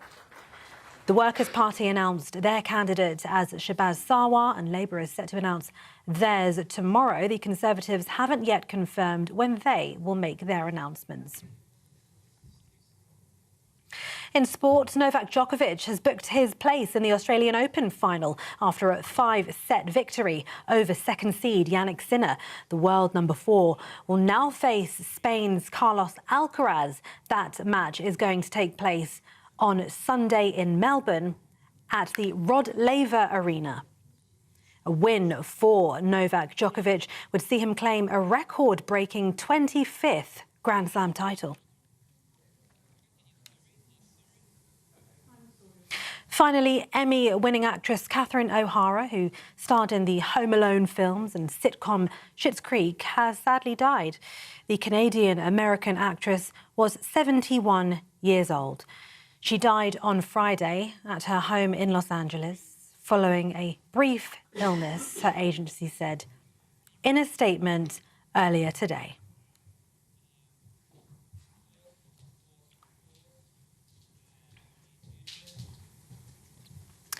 And those are the latest GB News headlines for now. More news in an hour. For the very latest GB News direct to your smartphone, sign up to News Alerts by scanning the QR code or go to gbnews.com/alerts.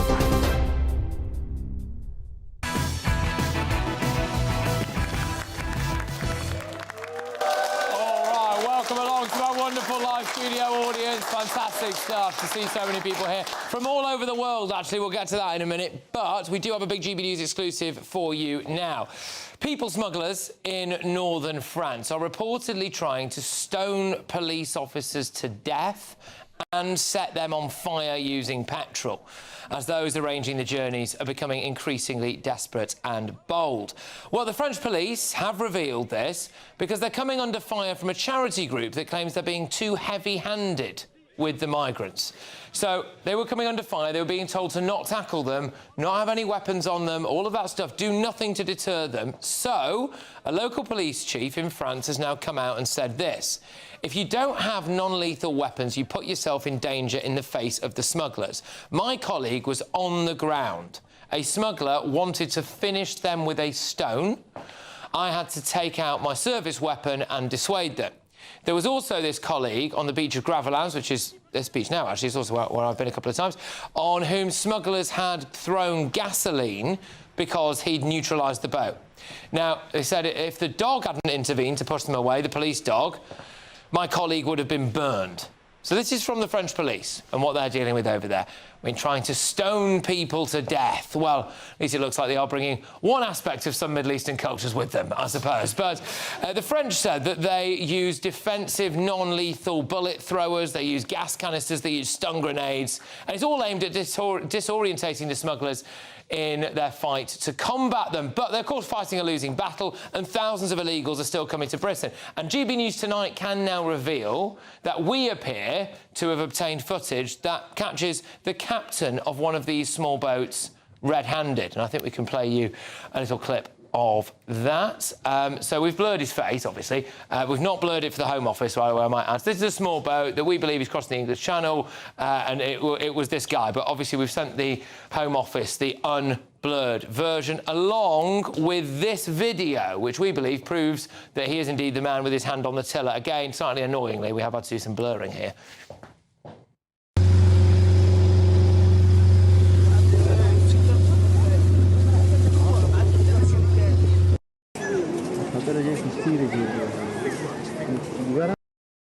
So what you're looking at there is a post that was posted on Thursday, yesterday, right? And it showed the beach there in Calais, and then obviously you saw the one of the boat.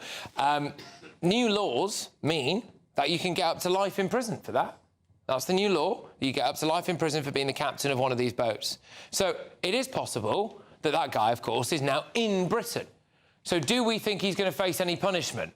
No. Right, and that's part of the problem, isn't it? Good news, though, good news. Thanks to Sir Keir Starmer's new deal with China, that bloke won't have an engine to pilot soon, will he? So that's good. That's worked out really well. Anyway, right, we've reported all this to the Home Office. We've given them, obviously, the unedited version there for them to have a look at. We did hear back from a spokesperson who told GB News has been unable to show us any evidence that this was filmed recently. There have been no small boat crossings in the past week, and total crossings in January are down 15% on last year. OK, fair enough. It was posted yesterday, though. So we did tell them that. We'll wait and see what happens. Right, let's get stuck in with my panel. Adam, on this one, look, I mean, there's a couple of stories to go out there, but I suppose that the main one is, you know, the French police are basically being hamstrung by some of these charity groups, and they are now coming out and saying, look, people are trying to burn us alive and stone us to death here. I just don't believe it, because for years the left have told us that these are scientists, they are teachers, they are nurses, and they are engineers. So I'm really shocked at this behaviour. But if you'd listen to, say, this channel, I've been saying on this channel for years, we have accounts from Dunkirk and Calais of migrants with guns, sometimes machine guns, machetes, having wars in those towns. Even the authorities in France have told us, yet the left do not want to believe it. So over the years, all those people that have been in Dunkirk and Calais are now here in hotels or HMOs amongst, again, our women and our children. One thing I will say is that Keir Starmer has smashed a gang. Because this week, the Home Office has smashed a gang that was smuggling migrants out of Britain. You could not make this up. They haven't smashed one gang bringing them in, but they've now smashed one taking them out. It might just be me. I would have let that one go.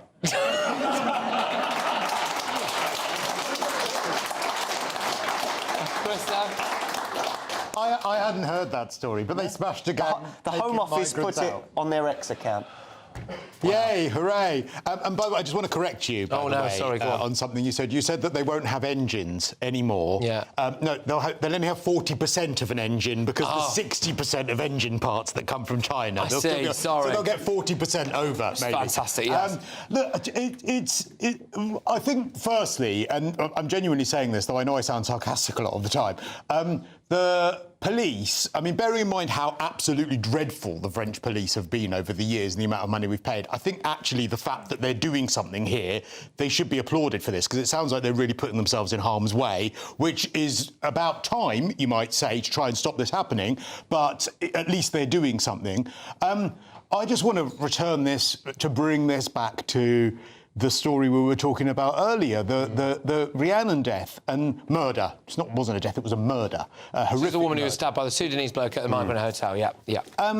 One person that can come over that can cause someone that kind of harm, and if this is the kind of thing that's going on those beaches, clearly it's more than one person, but one is enough. I've heard so many people on TV and broadcasting this week saying, well, look, you know, there are murderers here in the UK. There are terrible people here in the UK. There are people who are violent here in the UK. So you know, why are we demonising people who might come here whom we don't know who they are? But it's so moronic to have that logic, because why add to a problem we already have? If we already have our own awful murderers and violent people, why would you add to that problem by bringing in even one extra? So we've got to get to grips with this problem, because I'm so sick of hearing about stories like hers, stories like these, and I don't know what is going to stop it. Well, I know what it is, offshore processing, and we never seem to do that. Last night, I wasn't here last night, as many of you might know, because I was at the Oxford Union, right? And it wanted me to do a debate there about the St George's Cross, whether it's become a symbol of division, right? So I decided to take the opportunity to go to the Oxford Union to try to explain to all of these kind of woke, rabid lefties why people were actually hoisting the St George's flag, and obviously the Union Jack as well, in various places. And it was stories like this. And I told them about the Rhiannon story, about this woman who was stabbed to death by a Sudanese migrant. And, you know, they didn't want to hear it. No. They didn't want to hear it. That is just anti-migrant racism. as far as they're concerned, all these students. And, you know, it's absolutely bonkers, isn't it? And you say, this is why people are hoisting the flag, because they're scared of this stuff. They see stories about people who are willing to set fire to a French police officer are not going to stop behaving like that when we unleash them in places like Crowborough or Epping or wherever. Oh, but until it happens to them, Patrick, they do not care. No. They do not care. But so there is a gentleman who's got a point, I think, to make, and we'll go to my other two panellists on this. Sir, hello. What would I like to say? Hello, I'm a hard-working British taxpayer. I've worked all my life. Now, if I were to do one of my customers and do a substandard job and they weren't happy about it, my customer would either want the money back or they'd want me to do the job properly. Now, why this government, even the Tories before, because we keep saying 18 months ago, yeah, it's the Tories' fault. Why don't the government turn round to the French and say, we give you over £800 million to do a job, and they haven't done the job? Yeah, they popped one boat on the beach and they may have pepper sprayed a couple last week, but they haven't done the job. Why don't the government turn round to us and say, turn round to the French and say, we want our money back, or do your job? Exactly, well. Yeah.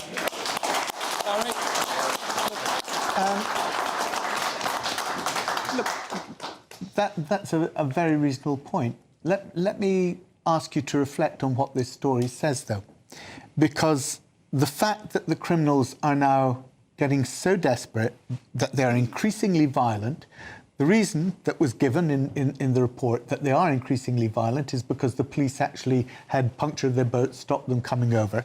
It shows that actually that the smuggling operations are being disrupted by the French police. And I know, you know, we have a lot of banter on this programme and on GB News saying, oh, well, nothing's happening, nothing's happening. But actually, the fact that those criminals actually have resorted to such violence on the beaches there in France actually shows that the police there are beginning to make an impact on their operations. In front of the cameras. Always cameras there. Go on, then. We give taxpayers money over £800 million. Yes? Yeah. Why don't the French, they've got their army, they've got the gendarmes, they've got the French Foreign Legion, why don't they put them on the beaches to stop these immigrants coming here? Because they don't want them. That's it. They do not want these criminals. Well, we paid for it. We paid a lot of money. Yeah. Well, also, if they stopped them entirely, we'd stop paying them, wouldn't we? Is the other aspect to this, is the thing. One point here to make as well, which I don't think I necessarily made as clear as I possibly should have done in that piece, is that one of the reasons why the French are now actually talking out about the taxis, you know, being stoned to, or attempted to be stoned to death by these illegal migrants, etc., is because there are charity groups now in France who have just recently said that the French are being too heavy-handed, right? They want them to stop. And there's been a huge report that's just been put in front of the French government telling them that their police officers should basically now no longer carry any non-lethal weapons at all, like stun grenades, etc. So this is why the French police are coming out and saying about all this stuff. Do you think we have too many human rights, either this side of the channel and that side? I think if the police are being set on fire, then it's a very hard argument to say that the police are the problem. Yeah. You know, for me, this is common sense when we see this sort of footage. And I'm sorry, these do-gooder charities need to get out of the way in this situation, because we can see that was, I think that was actually quite a wake-up call there, to just see how ruthless, how violent and how criminal these smuggling gangs are. And I actually hope that the French do deploy their army. I actually hope if our police were being treated in this way on our beaches and weren't able to cope, that we would do everything, including deploying our army, to protect our police. That's point number one. But point number two, this really, really drives home how important it is that we solve this problem and that this violence doesn't carry on. I mean, I think it's, you know, I don't want this violence in our country, but I also don't want that violence in France either. Those are French police. And for me, the gimmicks have got to stop. You know, Starmer said, oh, I'm going to smash the gangs. Then he came in and he talked about, obviously I've gone on about Rwanda enough. He said, he was going to do it in Albania. The Albanian Prime Minister said, no, you're not, as in start an offshore processing centre. That turned out to be a gimmick. Now he's going to smash the engines. We've had one in, one out. Don't forget one in, one out. 1 in, 1 out. 41,000 in. Only 281 out. The gimmicks have got to stop. This is really serious. We've got to get a grip. OK. Just very quickly, because we're going to go. But the other thing I want to say is that obviously we did present the Home Office, have presented the Home Office with a video that was posted yesterday. We don't know it was necessarily filmed yesterday, fair enough, but posted yesterday, of what we believe is pretty cast-iron evidence of a bloke piloting a boat right across the channel. That's what we believe, anyway. And obviously their response is, well, there's no evidence this happened recently. Does it matter? Like, if that bloke's in the can you not still trying to find who that guy is and send a warning out there and do it? I don't know. I think the idea that, we don't know if it was filmed yesterday or not. Well, if you've got pictures of everyone who's come into the country, or is there no AI technology? I mean, we've all gone walking around usually you can be able to ascertain when the video was taken. I mean, on our phones we can usually do that. It tells you when it was taken. So I don't think that should be an insurmountable problem. I just wanted to come back on what Anna said, though, about, the gimmicks have got to stop. You had 14 years to stop the gimmicks, right? Both didn't start, Barry, until 2018. No. So it wasn't 14 years we had this problem. OK, so it was just 6, is that what you're saying? We've had 1.5 years. We are making an impact. It's going to take another 3 years to try and get to where we need to be.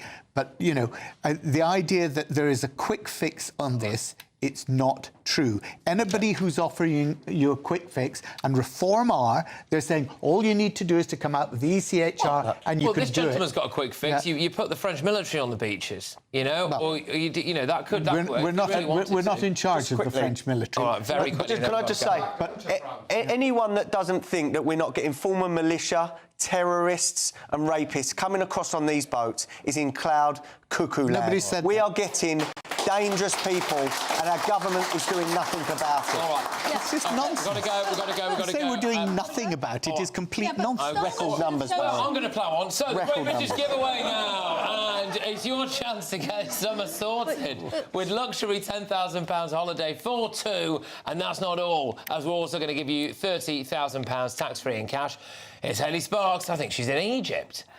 We want you to set off on the destination of your dreams this year, as you could win an incredible holiday for 2 worth £10,000. Courtesy of Riviera Travel, you'll get to choose from 47 tours in over 30 worldwide destinations, and with return flights, transfers and luxury hand-picked accommodation, all organised by expert tour managers. You'll be able to enjoy less fuss and more freedom. You could find yourself in Costa Rica, Japan, Canada, or enjoying the fabulous Egyptian sights on a Nile River cruise. And if that wasn't enough, we'll also give you £30,000 in tax-free cash to make sure you really make a splash this summer. The holiday and the cash really could be yours.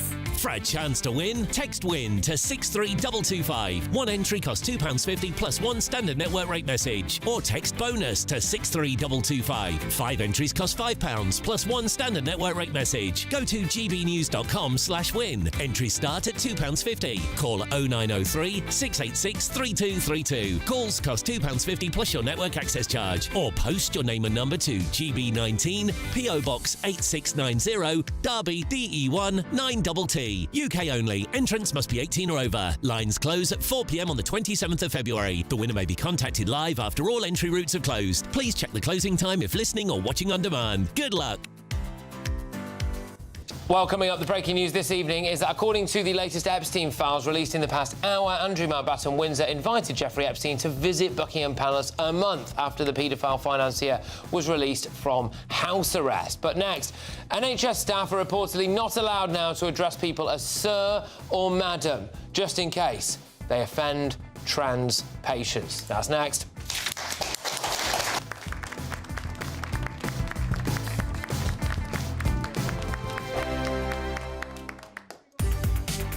From the school run to the home run, watch a new show for all of Britain. He can say whatever he wants. A straight-talking show where all voices are heard. And, you know, when are we going to stop talking about smashing the gangs and actually do it? With the stories that matter from every part of our country. There's a bit of a crash landing there for your Chancellor. Bold, fearless and standing up for you. That's me, Martin Daubney, 3 p.m. till 6 p.m, weekdays, here only on GB News. The People's Channel, Britain's news channel. GB News Breakfast, every day from 6 a.m. 1 in 4 children are starting reception not toilet trained, can you believe? I mean, heck. Teachers say they're losing valuable classroom time, helping with basic life skills and things like not even understanding what a book is or how to use a book. Not saying they should be able to read, but, you know, they should understand how, how to turn a page. Anyway, most parents remain confident, apparently, that their child is ready for school. Yes, this morning we're asking who is responsible for all of this. Is it the teachers or is it the parents? Let's talk to the head at the LVS Ascot School, Christine Cunliffe, and parenting expert Kalini Kent. Let's start with you, Kalini, on all of this. This is a parent's responsibility, isn't it? It is partly a parent's responsibility, but what I would say is we have got to look at what's in the best interest of children. And at the end of the day, there are 4.5 million children nowadays who are living in poverty. And you've got basically children who, 3.3 million also, who don't have the best start in life because they've not got the basic education. They're already starting on the back foot. Yes, it is the parents' responsibility. However, the schools can assist because the children at school, the majority of their waking day, and there are opportunities for them to learn those basic life skills in that educational setting. Sorry, I mean, just to clarify though, Kalina, you're saying then that under some circumstances, teachers should be toilet training children? I would say toilet training is going further than they should do. However, if at the end of the day you see a child that's struggling, you cannot just leave them to flounder. GB News, the People's Channel. Westminster's full of talk, but out here, it's the real world. Am I allowed to talk now? No, that's it. This is where it matters, real people and real lives. That's what politics is all about. The fact is Trump made a good start. No. Straight answers, no spin, and just a couple of pints. How many fingers have I got up? About 10. So join me for Lee Anderson's Real World every Friday at 7 p.m, only on GB News. The People's Channel, Britain's news channel.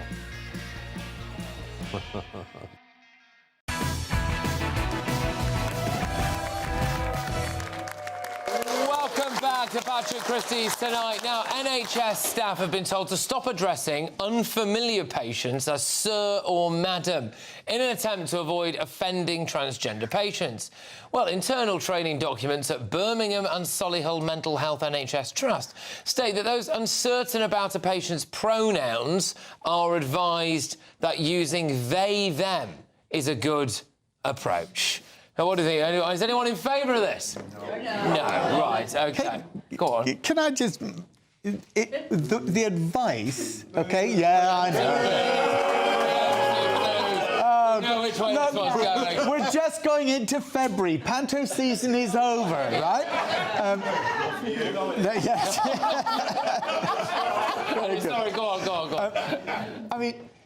the advice is not that you stop calling people sir or madam. The advice is if you're not sure whether a person in front of you is actually male or female... You usually have a good idea, right? Barry. No. You usually... There are signs. Especially if you're a doctor. No. Sorry. You'd hope. If you're a receptionist, if you're a nurse, and somebody comes in and you're not sure, and, then they say, in that circumstance, do it. But the idea that the NHS has now sent out an edict saying you mustn't use he or she or sir or madam is nonsense. Yeah. Barry, I interviewed a woman, I'm sorry, I'll go to Adam on the stairs, but I interviewed a lady, poor lady, she's a nurse, actually, who was...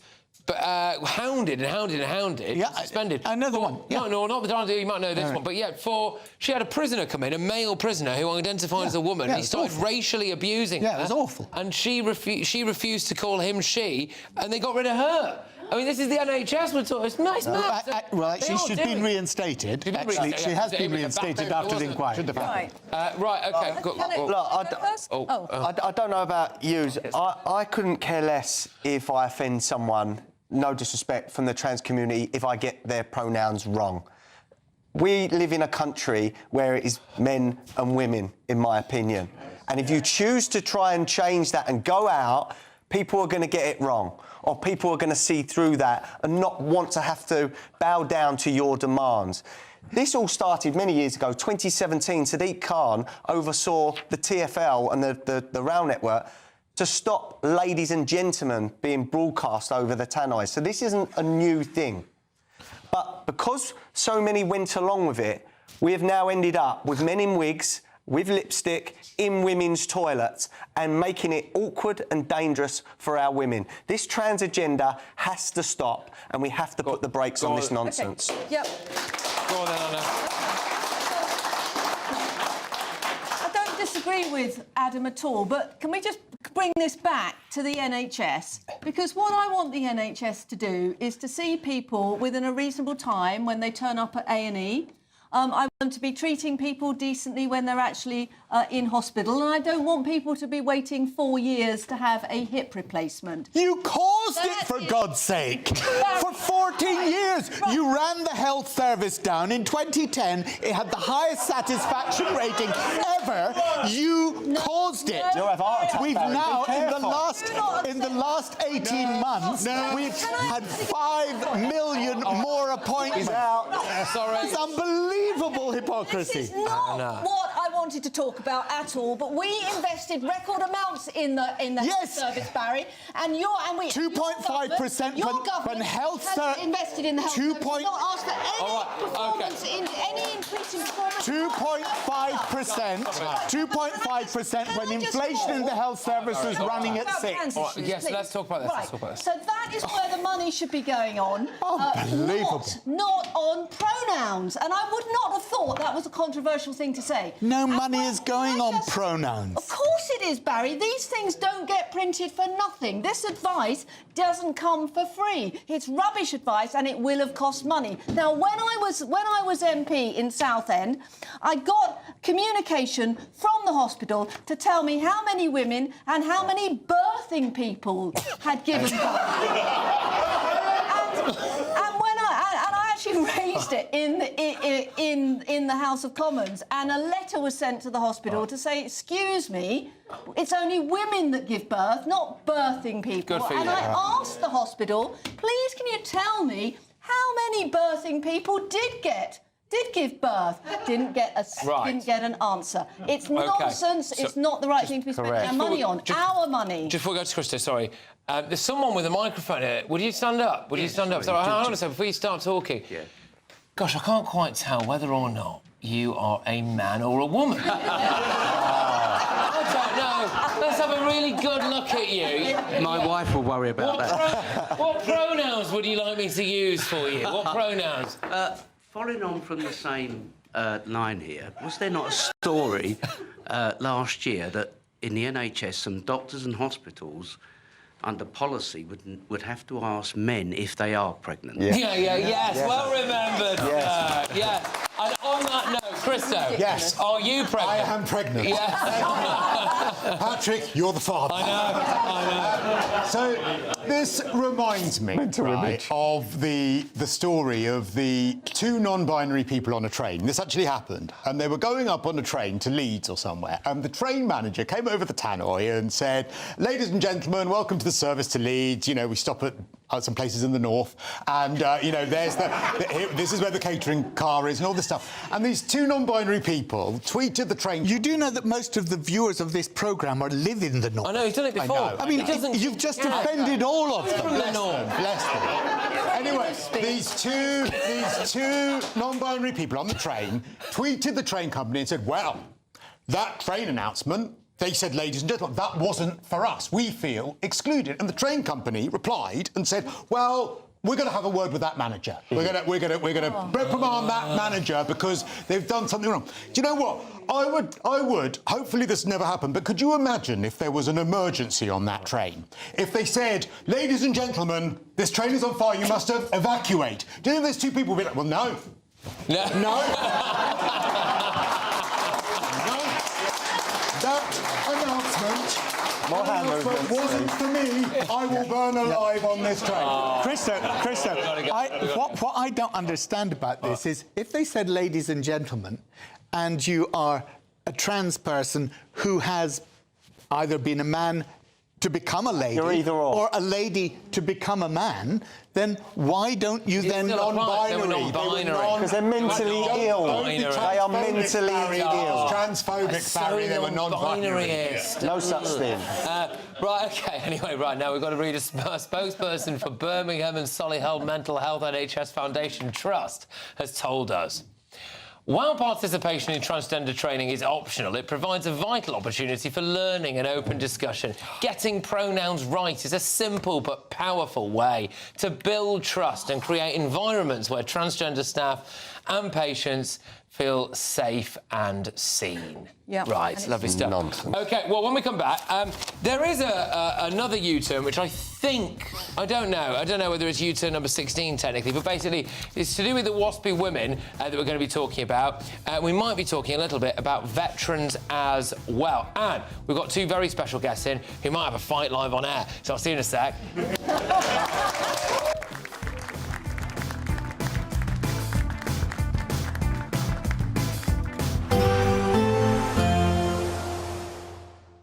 I forecast a perfect holiday in the sun.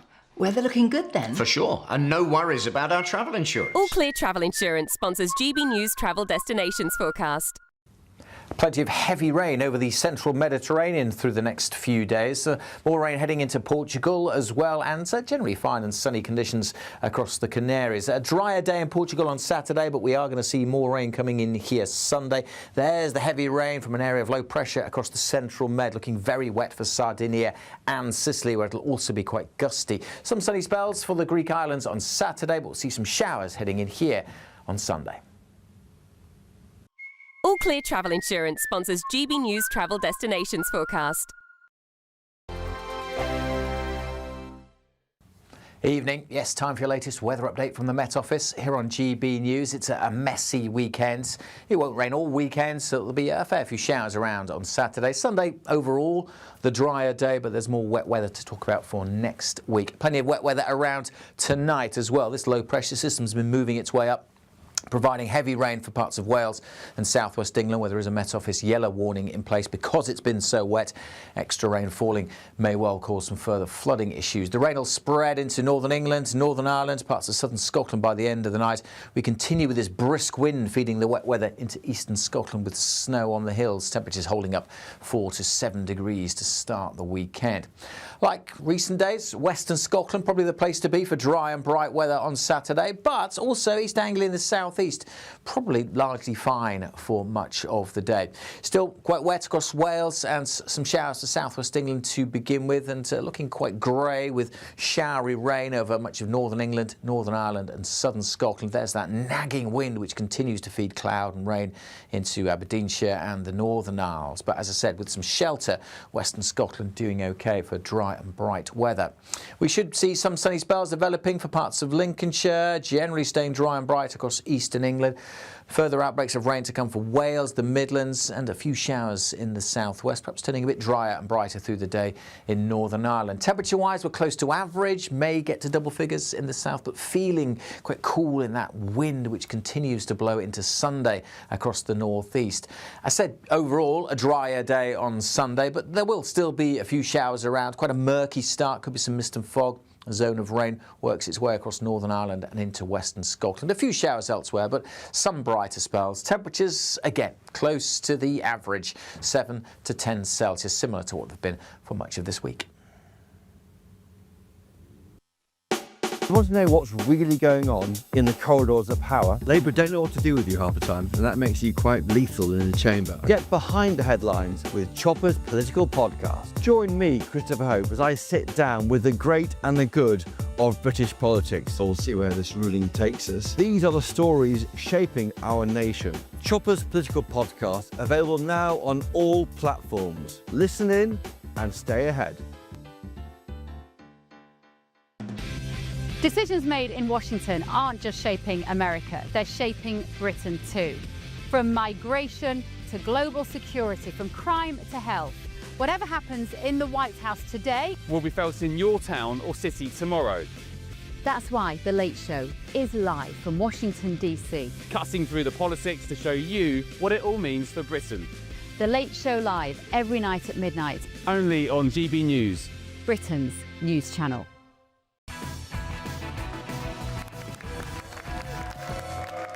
All right, welcome back, everybody. Right, now, the government has again rejected a campaign of the WASPI women who claimed that they were owed billions after their state pension age was changed. Now, ministers originally rejected their claim in December 2024. This is obviously this current government, but then announced that they would consider new evidence. Well, the review confirmed none of the 3.6 million women affected will receive a payout. So, did the government ever really care about these WASPI women?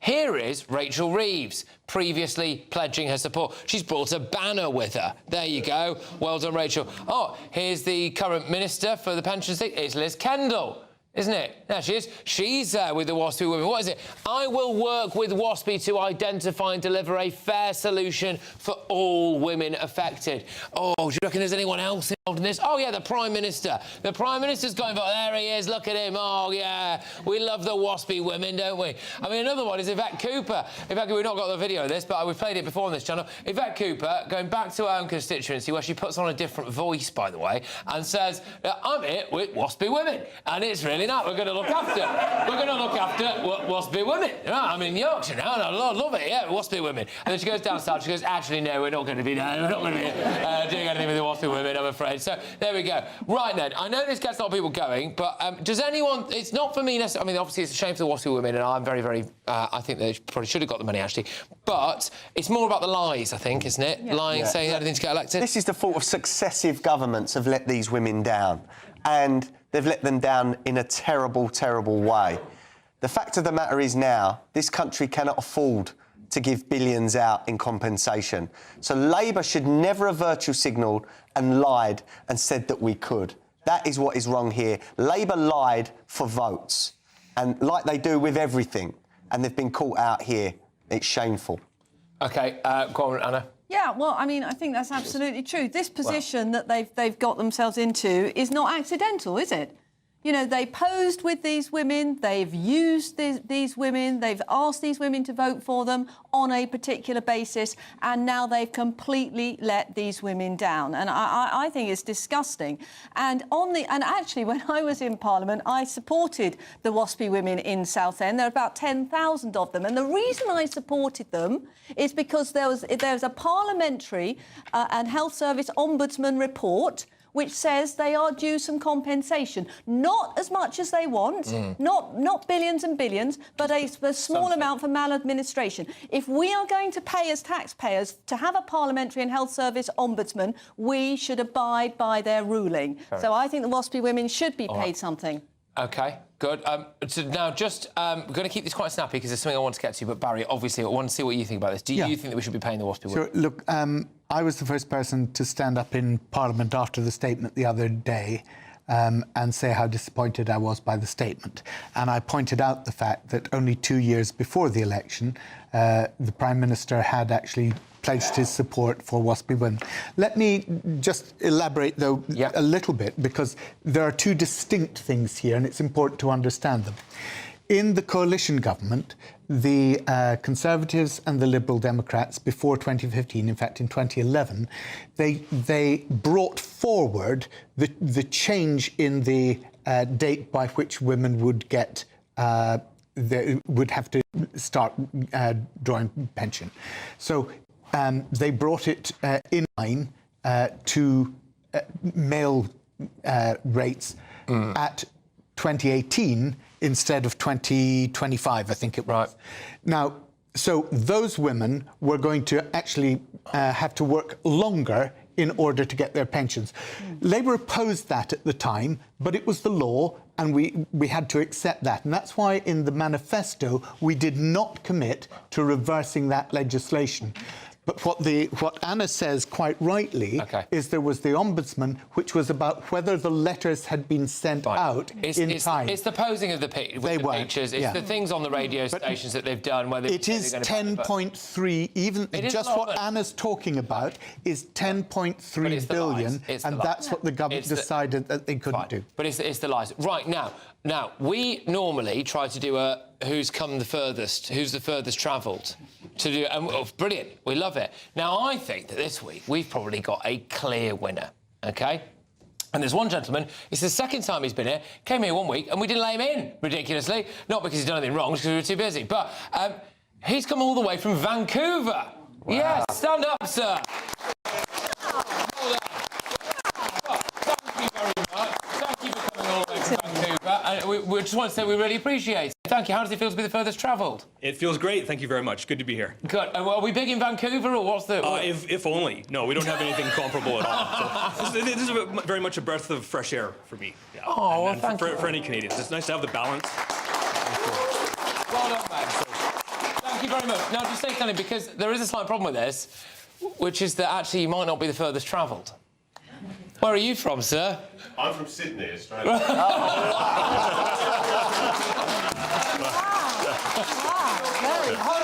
I'm assuming that. I mean, sorry, I'm going to get outed as a terrible job. Yeah, that's a lot further away, isn't it? I think, is it? Yeah. You can't get any further. Yeah, so there you go. Right. Yeah. But I'm from Bournemouth. Right, yeah. But you've come crucially for the purposes of this from Sydney today. It's so I can argue with Barry face to face.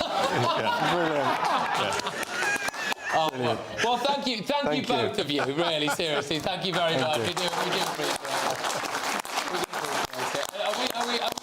Are we big in Australia yet, or not? It's just you. I think reasonable, yeah. Probably amongst the English community, or POMs, as we are. Yes. But I only moved back 3 years ago. So, OK. But I come back frequently. Good stuff. Well, thank you both of you anyway for coming. I really appreciate it. All right, I hope you have a great time.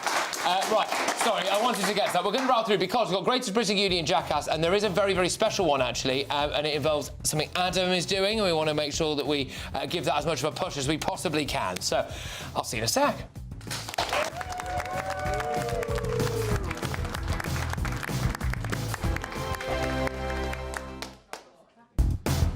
Do you trust what you're being told? Good, because neither do I. Those are just facts. I'm Alex Armstrong, and on my show, we'll expose the spin. Well, I want to answer that, because you didn't let me last time, because you always speak over me. The broken promises. To deny that is denying the truth. And the hypocrisy. Needs to stop. You think we can allow? Politics, policy, parliament. Nothing is off limits. No sugarcoating, no fear of offence, just the truth laid bare. Tune in every Saturday and Sunday at 9 p.m. for Alex Armstrong Tonight, only on GB News, Britain's news channel.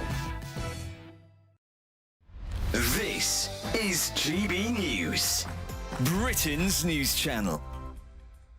Was William Shakespeare a black Jewish woman? Well, that's what a sensational, to say the least, new book is claiming. Author Irene Coslet argues that centuries of Western-centric ideology has hidden the true authorship of the Shakespearean canon and points to Emilio Bassano, a poet with Tudor court connections, as the real writer behind the plays. According to the theory, a woman of North African origin used the pen name Shakespeare only for her work to be stolen by an uneducated man from Stratford-upon-Avon. So tonight, I'm asking, is British history being rewritten or even erased in the name of modern identity politics? I'm now delighted to be joined for the first time on the show, founder of the YouTube channel History Revealed, Joel. Thanks for joining me, Joel. And activist Iman Aiton. Thank you very much for joining me, both of you. Iman, I'll start with you and then I'll let Joel respond directly to your statement. Do you think British history is being erased? Well, no, but let me just be clear. I think we've been manipulated by a very hot title article from Telegraph. It basically led us all to believe that this woman, who is technically supposed to be erasing Shakespeare because she was the original, and now our history as English British people is being erased, well, that title was actually wrong, because Emilia wasn't actually black, nor was she African, nor was she North African. So I'll stop taking the mick and I'll just explain that she had a white mother who was English. Yeah. She had a father who was Italian. No. If we're going to talk about it, let's be clear. Her father was Italian, Spanish. There was no actual link in terms of her actually being North African. GB News, the People's Channel. In the GB Newsroom, we bring you the news as it happens. With our team of dedicated journalists across the UK, we're ready to keep you up to date with what's happening every half an hour, every single day. Bulletins here on GB News, the People's Channel, Britain's news channel.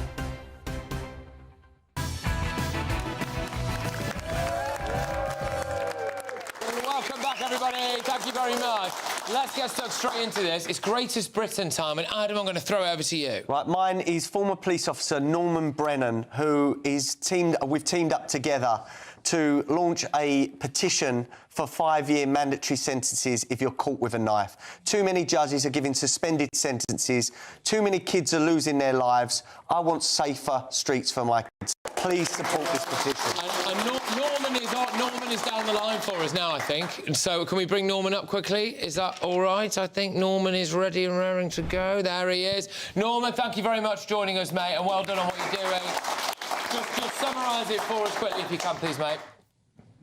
The long and the short is, Patrick, is that too many parents are planning funerals for their children rather than bright futures. The country is living in fear of crime, and there are too many people that are making excuses for it. You're more likely to be stabbed to death than shot to death 5 times over. Carry a gun, it's 5 years mandatory sentences. Carry a knife, it's no more than a parking fine. What Adam and I hopefully hope to achieve is that we want mandatory 5-year sentences for adults, 3 for children, national stop and search, massive stop and search to take the knives off them, personal and parental responsibility. We also need a nationwide education programme and mentors. And hopefully, I hope to write a new policy for the next government that are in power from people like me that live on the front line.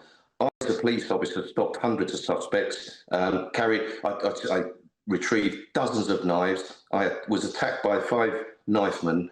Twice I was injured. Once the knife went into my chest and I very nearly died. I know the devastation of knife crime. I know the statistics. And when people start saying, well, knife crime's gone down a bit, Patrick, the people I deal with, and I've met 2,000 families, are on the wrong side of those statistics. Norman, thank you very much. Well done. All right, that's a great start. And we're going to talk a bit more about this on one of the shows next week, and we'll give them a longer interview for it. Christo, go on. OK, we've mentioned her a few times tonight. I'm going to nominate Rhiannon White's mother, Donna.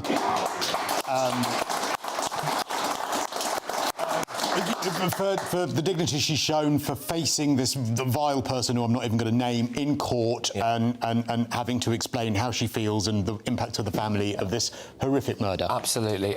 Go on. Yeah, I'm carrying on the theme, actually, because I'm nominating a wonderful Essex lady called Julie Taylor, who has started a charity distributing bleed control kits all across Essex because her grandson, Liam Taylor, was stabbed to death.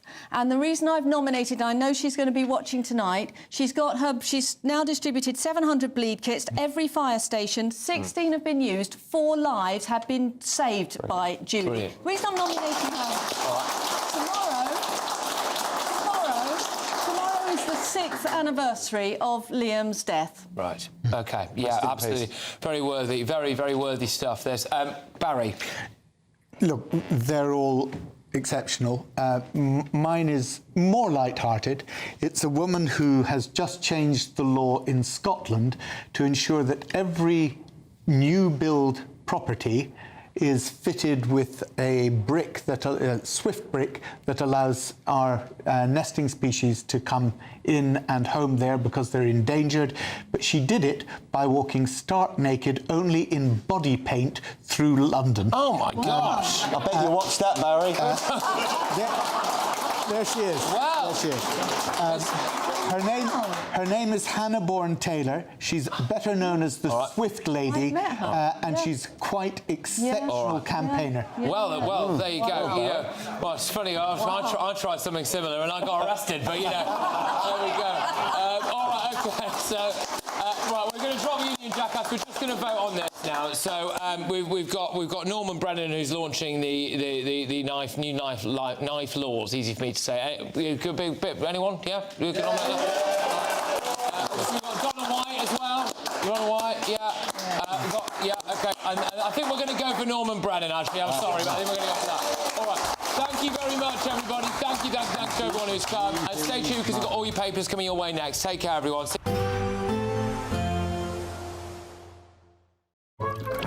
Warm and cosy, with a chance of zero visibility. Boxed Boilers sponsors the weather on GB News. Evening. Yes, time for your latest weather update from the Met Office here on GB News. It's a messy weekend. It won't rain all weekend, so there'll be a fair few showers around on Saturday. Sunday, overall, the drier day, but there's more wet weather to talk about for next week. Plenty of wet weather around tonight as well. This low pressure system's been moving its way up, providing heavy rain for parts of Wales and southwest England, where there is a Met Office yellow warning in place because it's been so wet. Extra rain falling may well cause some further flooding issues. The rain will spread into northern England, Northern Ireland, parts of southern Scotland by the end of the night. We continue with this brisk wind feeding the wet weather into eastern Scotland with snow on the hills. Temperatures holding up 4 to 7 degrees to start the weekend.